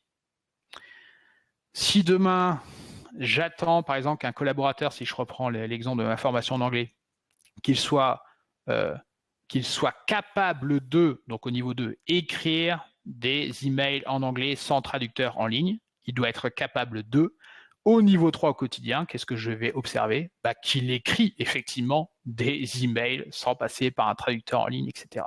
Finalement, la seule différence entre les deux, c'est que j'ai ajouté être capable de. Mais vous voyez qu'on décrit vraiment des choses très observables, très opérationnelles. Au niveau 2, je vous conseille d'utiliser les quiz avec parcimonie et dématérialiser si possible. Donc le quiz n'est pas la méthode unique pour évaluer. Le quiz ne permet d'évaluer que les connaissances d'ailleurs. Donc au niveau 2, autant que faire se peut, on utilise des méthodes formatives pendant la formation et sommatives à la fin. L'idéal au niveau 2, c'est que on combine le plus possible formation et évaluation. Que finalement on utilise des activités pédagogiques qui servent aussi à l'évaluation. Donc des exercices, des jeux de rôle, des mises en situation, du réenseignement où on demande aux participants de présenter ou peut-être d'animer des séquences, etc. Voilà, l'idée encore une fois, c'est que ça se passe au maximum pendant la formation. Parce que l'enjeu prioritaire doit rester le niveau 3. Donc, économiser des ressources pour le niveau 3, du temps et des ressources et donc de l'argent pour le niveau 3. Et puis, dans le nouveau modèle Kirkpatrick, si je reviens ici en arrière, vous voyez, niveau 2, il y a les connaissances, il y a les compétences. Alors, compétences à apprendre au sens de, voilà, je suis préparé à être compétent, je sais faire, c'est du savoir-faire. Voilà. Encore une fois, je ne veux pas me fâcher avec les puristes. Et vous avez aussi 3 notions, attitude, confiance, engagement. Attitude, confiance, engagement, ce sont un peu des états psychologiques. Est-ce que l'apprenant a la bonne attitude au sens, est-ce qu'il pense que c'est important de le faire au travail? Voilà. J'ai été formé à rédiger des emails en anglais, est-ce que je pense que c'est important de le faire au travail désormais? Ou alors je vais continuer à passer par mon traducteur préféré. C'est important de travailler aussi là-dessus en formation, que les personnes adhèrent aux messages véhiculés par la formation, adhèrent aux comportements qui sont présentés. Est-ce qu'il a la bonne attitude? Est-ce qu'il se sent confiante pour le faire, pour passer à l'action. Alors, l'exemple de la formation en anglais, c'est parfait, parce que voilà, en formation, on est dans on va dire un cocon pédagogique, puis un jour, le téléphone sonne, et puis on doit répondre en anglais. Voilà, est-ce qu'on se sent en confiance pour le faire? Si on n'y est pas, on va le faire une fois, on va être traumatisé, on va plus pouvoir le faire, et on va dire à son collègue, la prochaine fois, c'est toi qui décroches. Et est-ce que je m'engage à le faire au sens où est-ce que je suis vraiment motivé pour passer à l'action? Oui. Donc, c'est pour ça qu'au niveau 2, on conseille aussi d'aller évaluer ces éléments. Et ces éléments, c'est du déclaratif. Si on pose la question, on a des questions dédiées dans les questionnaires où on va demander aux personnes est-ce qu'elles se sentent confiantes. Ça peut être des exercices en salle. Moi, ce que je fais beaucoup, je termine mes formations avec, je mets des post-it pour partager ma technique aux 4 coins de la salle. Et puis, je mets un premier post-it de 0 à 3, de 4 à 6, de 7 à 9 et 10. Et je demande aux personnes, je dis à quel point vous vous sentez confiante pour mettre en application tout ce que vous avez appris durant cette formation. Allez vous mettre sous le post-it qui correspond à votre choix. De 0 pas du tout confiant à 10 tout à fait confiant. Et les personnes vont se positionner. Et après, je leur demande de quoi as-tu besoin pour passer de ce post-it-là à ce post-it-là. Et là, les personnes vont émettre des besoins. Et moi, après, je peux revenir vers mon client en respectant la confidentialité, en disant voici les besoins qui ont été exprimés, voici ce que l'on pourrait faire pour les accompagner. Ils ont besoin d'exemples, de mise en pratique, d'avoir des retours, etc., etc. En plus, ça crée du business supplémentaire. Niveau 2, j'arrive au niveau 1. Quand j'en suis là, j'ai fait le plus gros du chemin. Réaction. Eh bien, réaction, mon conseil, c'est justement de ne pas dépenser trop de temps et d'argent ici. Ça reste nécessaire. Pour moi, c'est une évaluation qui est nécessaire. Mais autant standardiser et industrialiser. On fait court, on fait simple. Idéalement, on peut même dématérialiser, on peut le faire en salle de formation. Si on passe par des applications, des Kahoot, des WooClap, des Klaxoon, tout ce que vous voulez. C'est pas des Google Forms, des Microsoft Forms, il y a plein de choses qui existent. Ou si vous avez une plateforme LMS ou TMS, peu importe. Mais on fait simple, on fait court, parce qu'encore une fois, l'enjeu n'est pas forcément ici. Il est davantage aux autres niveaux et souvent on a tendance à s'épuiser sur les niveaux 1. On fait des questionnaires qui sont très très longs. Mon record à ce jour, c'est 35 questions, un questionnaire de 35 questions, où le client posait des questions sur tout et avec 5 questions sur la restauration. Ça n'est pas une blague, tout y passait. L'entrée, le plat, le trou normand, etc. Et le message que vous véhiculez dans ce cas, c'est que la formation doit être un moment où on mange bien. C'est très bien, mais pas que. Je préfère en faire moins et par exemple poser des questions sur la pertinence. La pertinence, c'est des questions sur le contenu. Est-ce que les contenus de formation vous semblent pertinents par rapport à vos situations professionnelles? Est-ce que les exemples utilisés sont proches de ce que vous vivez au quotidien? Ça, je trouve ça beaucoup plus pertinent, c'est le cas de le dire, que d'aller questionner uniquement la restauration. Et j'en parlais tout à l'heure, le niveau 1, réaction, on n'est pas là pour évaluer le formateur ou la formatrice. On est là pour évaluer l'expérience d'apprentissage de la personne. Si je vais voir mon médecin, je ne vais pas dire à la sortie, mon médecin, bravo, tu as fait une bonne ordonnance. Je ne suis pas médecin. Qui suis-je pour juger du professionnalisme de mon médecin? Quand je prends le train, je ne dis pas, ok, le conducteur maîtrisait son véhicule. J'en sais rien, je ne suis pas conducteur de TGV, ou de TER, ou de RER, ou de tout ce que vous voulez. Par contre, en tant qu'apprenant, je peux dire comment moi j'ai vécu la formation. Est-ce qu'on a répondu à toutes mes questions? Évidemment qu'en disant ça, indirectement, c'est une évaluation du formateur, mais je ne suis pas en train de dire le formateur maîtrise son sujet ou le formateur est pédagogue. Dans cette salle, au moins 90 définitions de la pédagogie. Donc, vous voyez, si on commence à dire le formateur était-il pédagogue ou la formatrice était-elle pédagogue, on met les apprenants en situation de juger des choses pour lesquelles ils ne sont pas légitimes. Sauf si les apprenants sont eux-mêmes des professionnels de la formation. Dans ce cas-là, c'est différent. Mais on est là pour évaluer une expérience d'apprentissage. Est-ce que j'ai été dans les meilleures conditions pour apprendre? C'est ça que l'on doit surtout évaluer au niveau 1. Et donc, toujours pour faire un focus sur une bonne pratique qui peut servir tant au niveau 1 qu'au niveau 3. Et ça, c'est assez simple à mettre en œuvre, même sans implication du client. C'est d'intégrer dans ces scénarios pédagogiques, dans ce qui se nomme un module de transfert à l'environnement pratique, TEP, module de TEP. Alors, ce sont alors c'est pas des Québécois, au moins des Canadiens, La Roche et Hakoun qui proposent cela. En tout cas, c'est par leur intermédiaire que j'ai connu ça. L'idée, un exemple, c'est que imaginons une formation en présentiel, plutôt que de terminer à 17h, on se dit, tiens, on termine la formation plus tôt, donc on délivre moins de contenu. Donc, souvenez-vous des chiffres de Robert Brinkerhoff tout à l'heure. On forme peut-être un peu moins, mais surtout, on va accompagner beaucoup. Et donc, on fait la pause à 15h30, supposons. On en profite pour faire le questionnaire d'évaluation de niveau 1, etc. Comme ça se fait en salle. On a 100% de taux de retour, ça peut être dématérialisé, on peut réagir, répondre aux remarques, exprimer, etc. Mais surtout, on consacre une séquence pédagogique entière à la question du transfert. En disant, OK, maintenant on a passé X heures, X jours ensemble, qu'est-ce que vous pensez pouvoir mettre en pratique? Et ça, c'est très utile quand on n'a pas forcément un client avec qui on a pu travailler pour identifier des comportements précis, etc. Parfois, on n'a pas toujours de comportements précis, ou alors on a 10 personnes qui ont 10 besoins différents, et donc on va devoir personnaliser. Et là, on peut profiter de ce module pour travailler sur un plan d'action, mais pas un plan d'action où on demande à l'apprenant de faire son plan d'action tout seul dans son coin. Non, on fait une activité pédagogique. On peut créer des binômes, des trinômes, le formateur va venir animer, etc.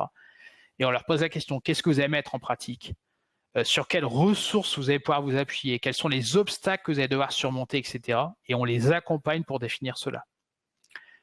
Parfois, j'en fais un exercice aussi, où on inclut le fait de faire une petite vidéo en mode selfie, en disant, pour les personnes qui le souhaitent, filmez-vous en train de dire, voici ce que je compte mettre en œuvre, voici mes besoins, et envoyez-le à votre manager. Comme ça, on implique, on revient à la logique du 505, on reboucle, et on se reconnecte au formateur derrière. Module de TEP. Je pense que c'est une pratique qui peut être assez intéressante à mettre en œuvre. Donc, vous voyez, j'ai parcouru ce modèle de droite à gauche. Et évidemment, quand on le met en œuvre, derrière, on le déroule de gauche à droite. Et donc, les niveaux 1 et 2, vous voyez ici, sont superposés parce que souvent, on évalue en même temps les niveaux 1 et 2. Donc, souvent, pendant la formation et à la toute fin. Ensuite, on revient dans l'entreprise, première flèche, où ensuite, on va évaluer donc, le niveau 3. Donc, de différentes manières, des questionnaires, des guides d'observation, ça peut être lorsqu'on fait des classes virtuelles de suivi, des choses comme ça, où l'organisme de formation peut aussi réaliser ces évaluations en disant bah, finalement, qu'est-ce que vous avez mis en pratique? Et enfin, on en arrive au niveau 4 derrière, via des indicateurs de résultats. J'en parlais précédemment, toutes les formations ne nécessitent pas une évaluation jusqu'au niveau 4. Donc là, je déroule le modèle pour des formations à fort enjeu. Donc, ça signifie que voilà, souvent, elles concernent le cœur de métier, un public assez important, il y a un budget dédié, etc. Voilà, le client est prêt à payer pour. Après, pour les autres formations, souvent, je fais cet exercice avec mes clients.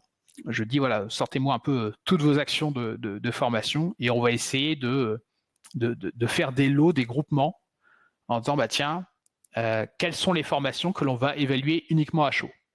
Alors, parfois, ça va être des formations obligatoires ou des formations très courtes. Et on va se dire, bah, par exemple, tiens, toutes les formations qui durent moins d'une journée et qui n'ont pas un objectif d'application, je reviens à la taxonomie de Bloom, où c'est juste de la connaissance, etc., eh bien, on va juste évaluer à chaud. Par contre, les formations qui ont un objectif d'application, on va évaluer à chaud et à froid. Et puis, dans ce cas-là, on peut très bien avoir des questionnaires où on va regrouper les différents niveaux. Imaginez, demain, là, j'ai Cécile et Christine qui viennent suivre une formation avec moi. Et puis, je les appelle. Allez, 4 jours après, eh bien, je prends mon téléphone. Eh bien, je pourrais très bien évaluer en un appel 4 niveaux de Kirkpatrick. Je pourrais dire, bon, Cécile et Christine, vous allez bien? Ok. Est-ce que vous avez apprécié la formation qu'on a suivie ensemble la semaine dernière? Qu'est-ce que vous avez appris? Quels sont les messages clés? Niveau 2. Qu'est-ce que vous avez mis en pratique? Niveau 3. Et est-ce que vous observez déjà des effets? Niveau 4. Alors, c'est du rapide, hein, je vous le concède. Mais l'idée, vous voyez, je ne vais pas prendre mon téléphone et décrocher, raccrocher pour chaque niveau. Je passe un appel, je pose des questions sur les 4 niveaux. Et donc demain, si vous voulez outiller aussi et aller vers ce niveau 4, par exemple déclaratif, comme je le montrais tout à l'heure, vous pouvez très bien avoir un questionnaire d'évaluation à chaud où vous posez les questions dans le même questionnaire, des questions de niveau 1 et 2. Donc, par exemple, aussi sur attitude, confiance, engagement, dont on parlait. Et à froid, aller évaluer la mise en application par rapport à des comportements ou à un plan d'action. Et en même temps, du niveau 4, en disant, bon, OK, vous avez mis ça en pratique, mais est-ce que vous observez des effets? Encore une fois, ça n'est pas aussi précis que des indicateurs, mais ça donne de la matière. Et c'est la matière que vous pouvez communiquer à vos clients, internes comme externes, pour faire passer l'idée que la formation est quelque chose qui génère de l'impact. Et ça, pour moi, c'est vraiment essentiel. Alors vous aurez, vous voyez, sur le support un peu une synthèse. Alors, c'est pas du tout une liste exhaustive, hein, mais de l'ensemble la plupart en tout cas des méthodes d'évaluation que l'on peut utiliser à chaque niveau. Et donc, vous voyez, la ligne 1, si on utilise des questionnaires, les questionnaires peuvent permettre d'évaluer chacun des 4 niveaux. Si je fais des focus group ou des entretiens individuels, collectifs, etc., c'est pareil. Je pourrais très bien imaginer faire du questionnaire pour le niveau 1, faire du niveau 2 en salle de formation ou si les apprenants doivent réaliser des travaux, etc., c'est du niveau 2. Et puis, si j'ai une classe virtuelle de suivi qui est programmée ou une session de regroupement ou piqûre de rappel, peu importe, 2 mois après, à cette occasion, je pourrais poser des questions de niveau 3 et 4, moi en tant que formateur. C'est ce que je fais avec un partenaire, on fait ce qu'on appelle des ateliers retour d'expérience et on réunit des anciens participants et on dit tiens, où est-ce que vous en êtes aujourd'hui? Qu'est-ce que vous avez mis en pratique? Quelles sont vos difficultés, etc. Indirectement, on fait de l'évaluation de niveau 3. Et quand certains nous disent oh, on a fait ça, c'est génial, on a eu tel résultat, on fait du niveau 4 aussi. Vous voyez. Donc, on essaye d'optimiser, on essaye de consolider au maximum.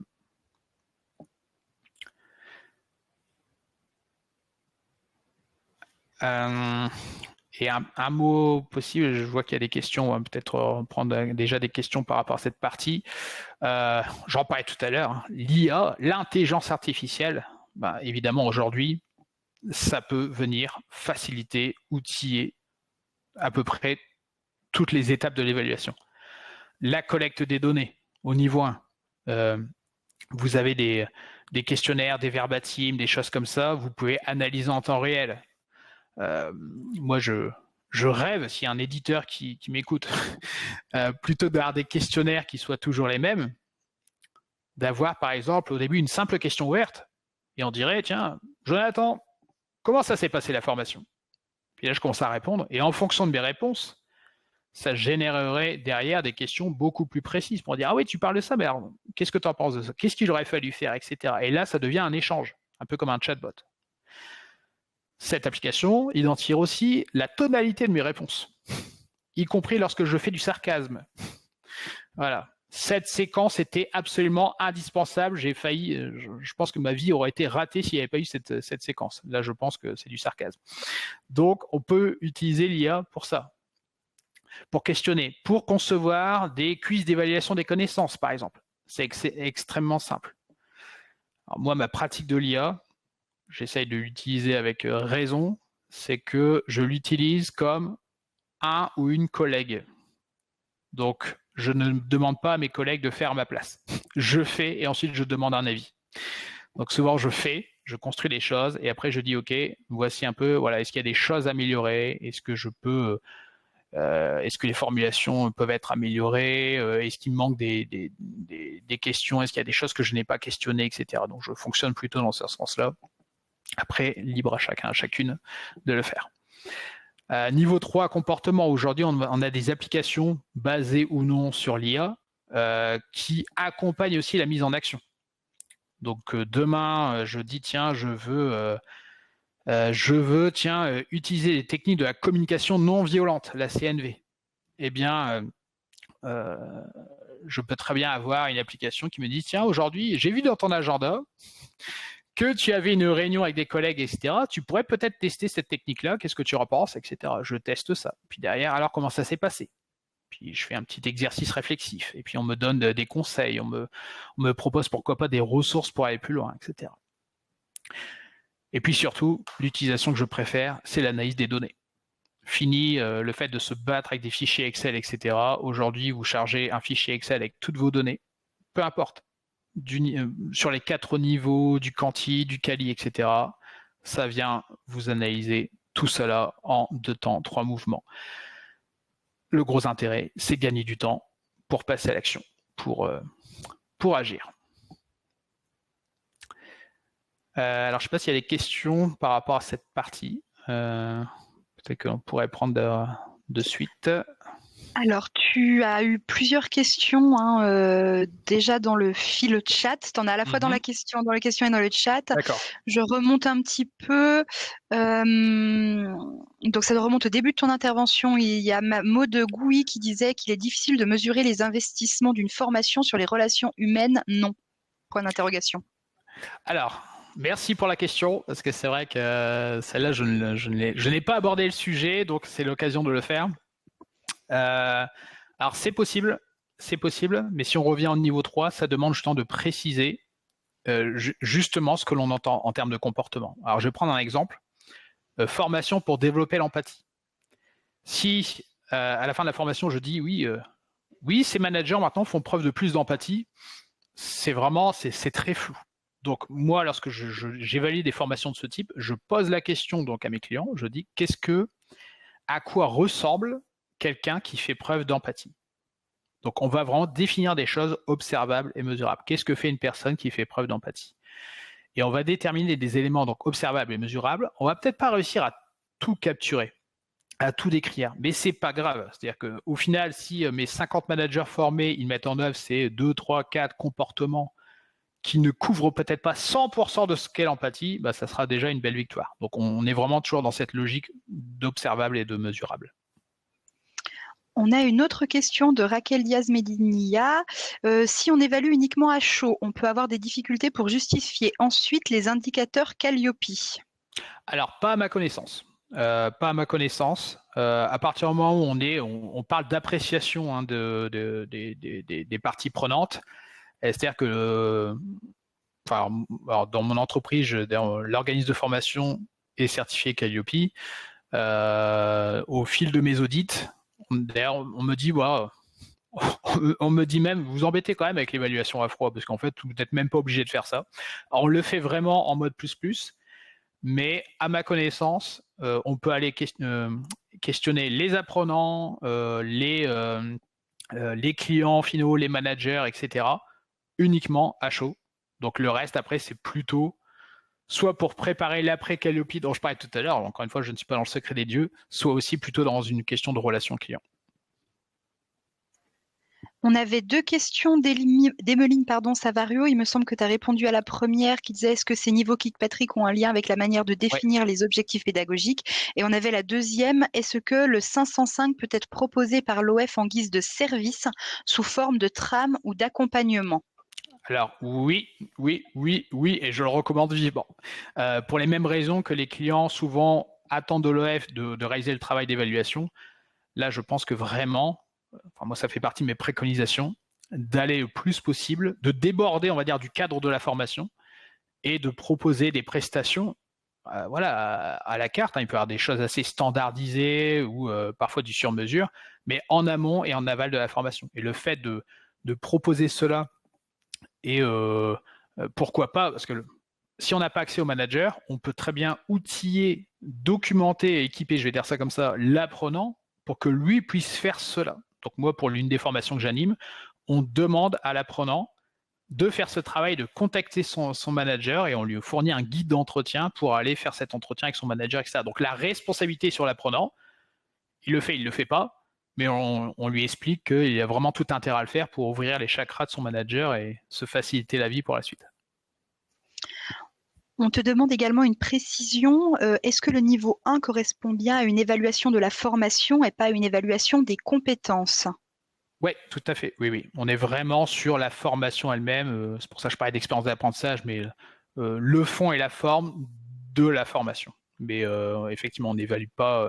Si on évalue les compétences, on est plutôt sur un niveau 2 et 3 dans ce cas-là. D'accord. Pourquoi les études de cas et mise en situation n'évaluent pas le niveau 3? Alors je reviens, je pense que c'est par rapport à ce tableau, parce que on est, on va dire, là on est vraiment encore dans la formation. Donc on réalise des études de cas, etc. et on le fait, je caricature, mais on le fait déconnecté de la situation de travail. On le fait dans un cadre pédagogique, avec des consignes, avec le formateur, la formatrice, avec le groupe, etc. Mais on n'est pas encore en situation de travail. On est au niveau 3, vraiment, lorsqu'on est sorti de l'action de formation. Exception faite de la FEST. La FEST, la particularité de la FEST, c'est, je le dis ainsi, mais la FEST fusionne les niveaux 2 et 3. C'est-à-dire que c'est parce qu'on met en pratique niveau 3 qu'on apprend niveau 2. Vous voyez, donc la FEST est un peu particulière à ce niveau. Les questionnaires d'évaluation doivent-ils être anonymes, demande Alice Perka. Bonne question, merci. Alors, tout dépend ce que l'on évalue. Alors, c'est là la subtilité. C'est un parti pris. Pour moi, au niveau 1, ils peuvent et ils devraient être anonymes. Parce que je pense que parfois, il y a des personnes qui ont du mal aussi à dire les choses, etc. Pour X raisons, ne veulent pas être pénalisés par le responsable formation derrière. Enfin, il y a X raisons. Donc, au niveau 1, l'anonymat convient tout à fait. Par contre, on a besoin d'identifier les personnes pour la suite. Alors, au niveau 2, ça peut être pour des questions aussi de certification, de résultats à communiquer, etc. Et surtout au niveau 3, parce qu'au niveau 3, on a besoin de savoir voilà, qui a besoin d'accompagnement pour passer à l'action, etc. Et surtout bien faire comprendre aux personnes qu'on les évalue pas elles, on évalue la capacité de la formation à les rendre plus compétentes. Donc voilà, l'évaluation est un service finalement.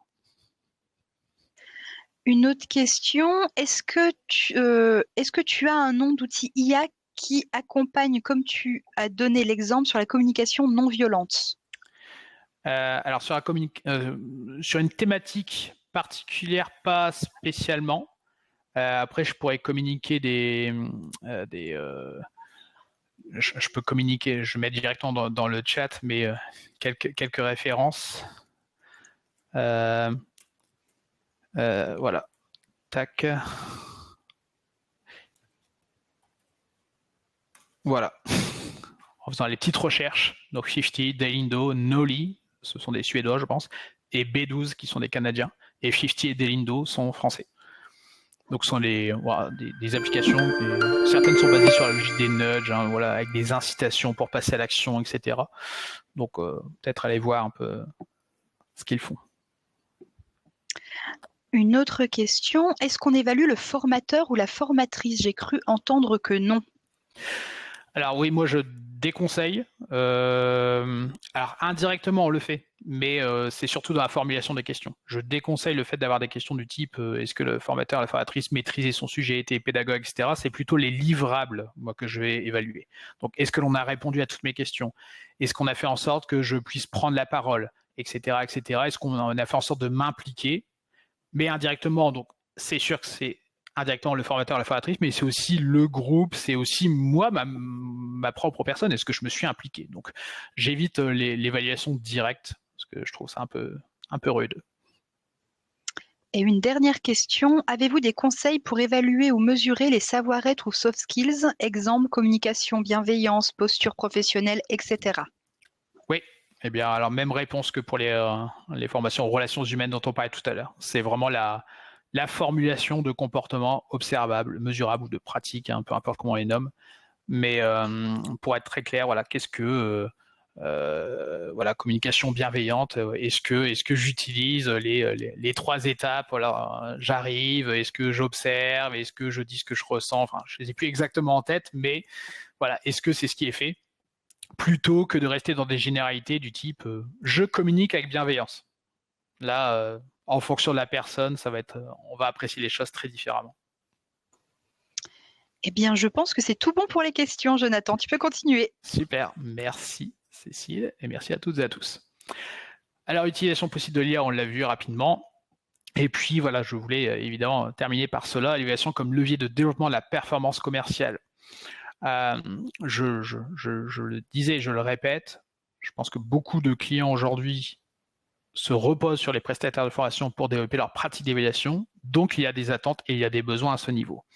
Je connais quelques organismes de formation qui se développent sur le sujet, mais aujourd'hui, il y a vraiment, encore une fois, une place à prendre. Alors, surtout qu'aujourd'hui, on communique beaucoup sur les taux de satisfaction et je pourrais communiquer des références par rapport à ça, mais il est très facile d'avoir des taux de satisfaction élevés. J'ai vécu moi-même dans des formations certaines techniques, parfois de manipulation, etc., pour avoir de forts taux de satisfaction. Donc, un organisme de formation qui me dit j'ai 99% de taux de satisfaction, ça ne m'impressionne pas plus que cela, parce que je sais que derrière, on peut triturer les chiffres, on peut en mettre en place des techniques, etc., pour avoir des taux de satisfaction très élevés.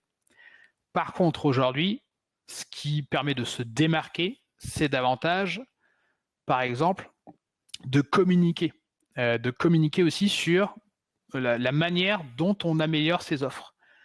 Un discours de vérité inspire la confiance. En tout cas, moi, ça m'inspire la confiance. Un organisme de formation qui est capable de dire, tiens, alors via son catalogue, via une plaquette, via un site web, peu importe, et de dire, tiens, on améliore notre offre en continu.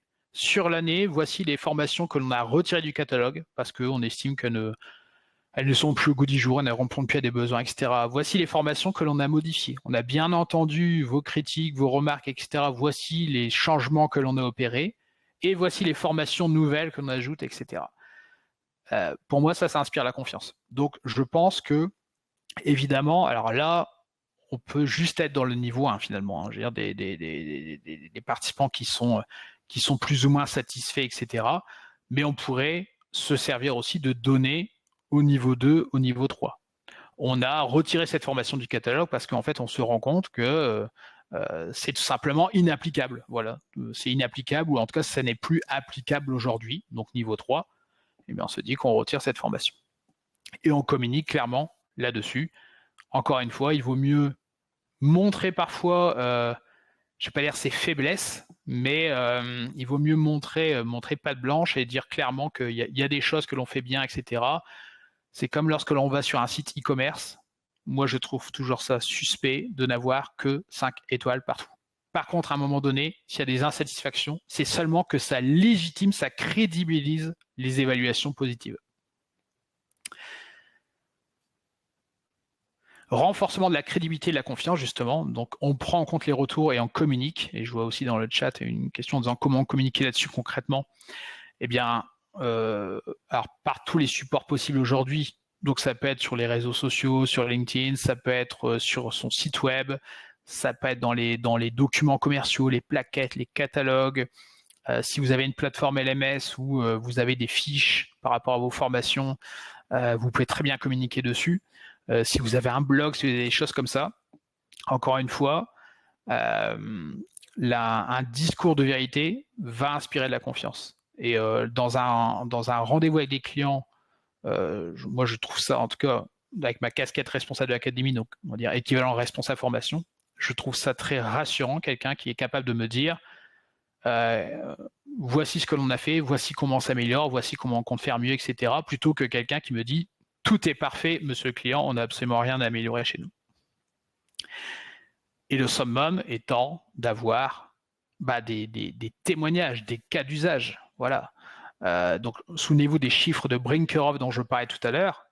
Si demain vous arrivez auprès de vos clients en disant avant telle formation, on avait tel type de résultat, on a modifié cela et maintenant on a davantage de transferts parce que justement, on intervient en amont, on intervient en aval. Donc oui, cher madame, monsieur le client, peut-être que ça va vous coûter plus cher, mais au final, vous allez avoir plus de résultats. Donc, si on se bataille toujours sur le niveau 1, le coût sera toujours un sujet. Si on déplace le curseur sur la question de l'efficacité, de l'efficience, de l'impact, le coût ne devient plus un sujet. Parce que moi, je n'ai aucun souci en tant que responsable d'une académie à acheter des formations très chères si on me fait la démonstration qu'elles vont vraiment apporter de la valeur ajoutée. Donc, le coût n'est plus un objet, n'est plus un sujet à partir du moment où on pense impact.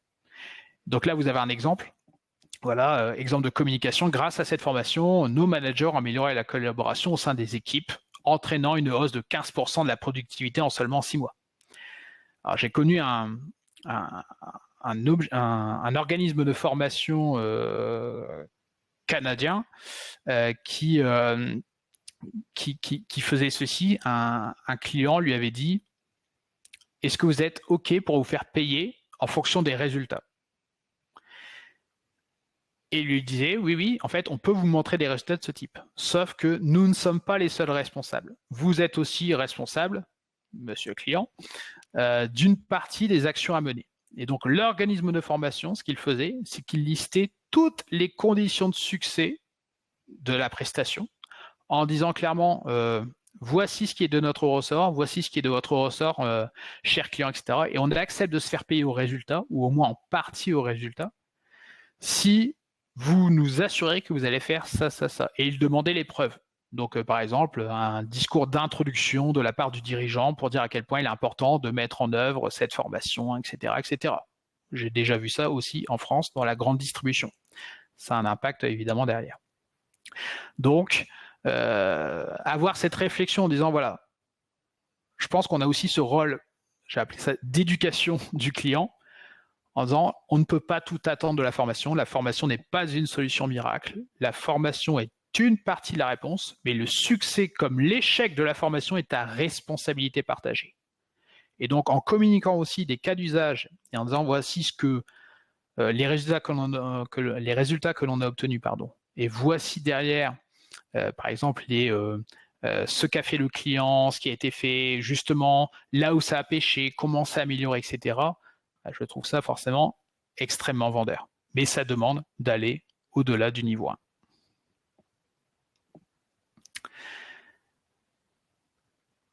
Voilà, quelques éléments. Après, on pourra en discuter dans la séance de questions-réponses, bien entendu. Et en synthèse, alors, 5 préconisations.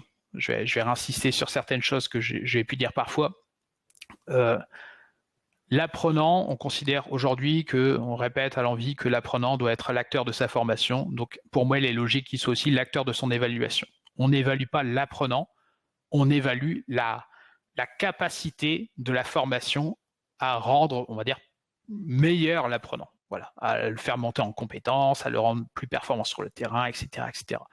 Donc, l'évaluation, pour moi, en 2024 et au-delà, elle doit de plus en plus combiner les deux. C'est pour ça que tout à l'heure, je parlais d'application compagnon, d'aider les personnes à passer à l'action, etc. Mais c'est pas évaluation égale notation égale sanction du tout. Se focaliser sur le transfert. Le transfert est le niveau le plus important. C'est là où tout se joue. Et aujourd'hui, il y a des incompréhensions aussi côté client sur le transfert en imaginant que la formation, l'organisme de formation sont les seuls responsables de ce qui va se passer sur le terrain. Non, ce qui se passe sur le terrain, c'est avant tout l'affaire de l'apprenant avec le soutien de son environnement de travail, de son manager, du collectif de travail, etc. Je vous invite plus que jamais à penser la formation comme un processus. Donc à penser, alors on parle beaucoup d'ingénierie pédagogique, ingénierie de formation, moi j'aime bien l'expression ingénierie de performance. On construit quelque chose, on construit une solution pour apporter de la performance. Et ce qui nécessite, et c'était une remarque tout à l'heure par rapport au 505, de proposer des prestations et des interventions complémentaires aux clients, en amont comme en aval. On évalue en fonction aussi des attentes et des besoins du client. Il faut des victoires faciles. En tout cas, si aujourd'hui on fait que du niveau 1 et qu'on souhaite aller plus loin, il faut commencer par des victoires faciles. Et pour moi, une victoire facile, ce sont des interlocuteurs disponibles et motivés.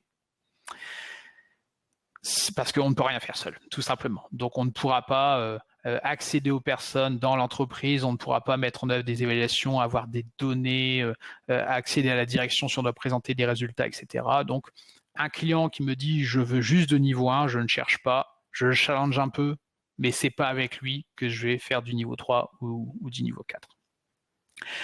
Et puis, je reviens à mon étude de cas sur Monsieur Robert Brinkerhoff, méthode des petits points marketing.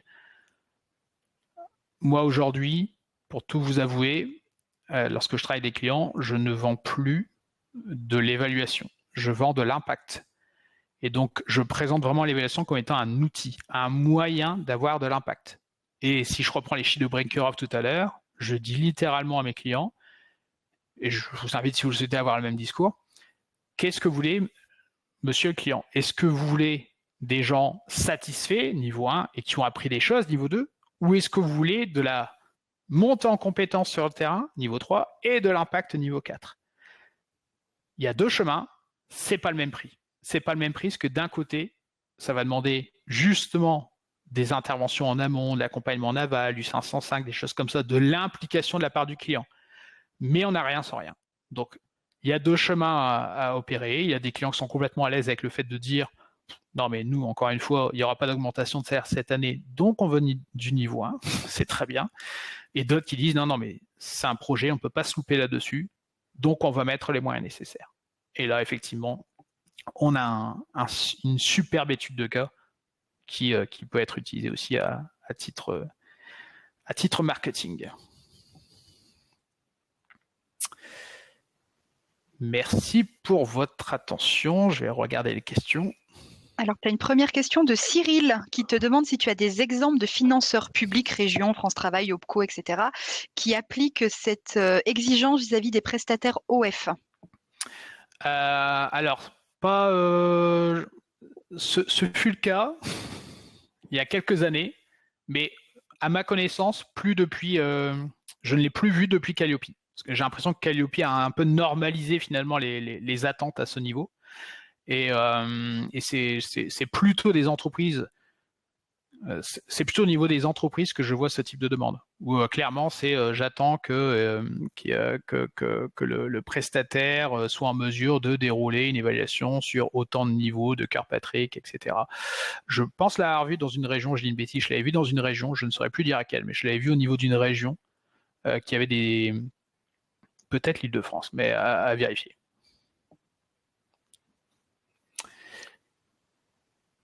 Alors, on a des questions qui ont l'air d'être de s'écrire actuellement, Ouais. mais on n'a rien d'autre en attendant. Ok. Donc, n'hésitez pas.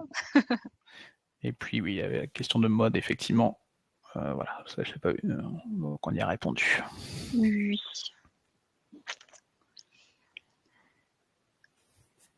Peut-être qu'en attendant que des questions arrivent, on pourrait peut-être simplement vous rappeler que donc c'était notre dernière conférence en distanciel et qu'on a une conférence donc de clôture qui se tiendra le 12 novembre à la Maison des Entreprises de Dijon. Conférence au cours de laquelle on verra différents points. On fera un bilan de ce cycle de formation, d'information plutôt, pardon. On verra ensuite, on aura une conférence sur la formation professionnelle des adultes avec une prospective à 5 ans. On travaillera autour d'ateliers thématiques.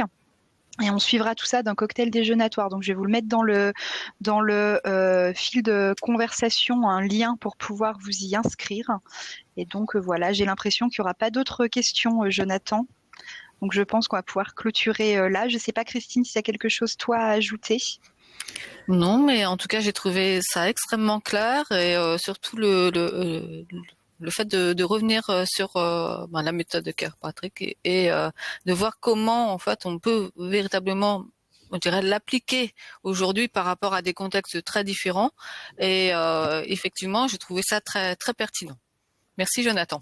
Merci à vous.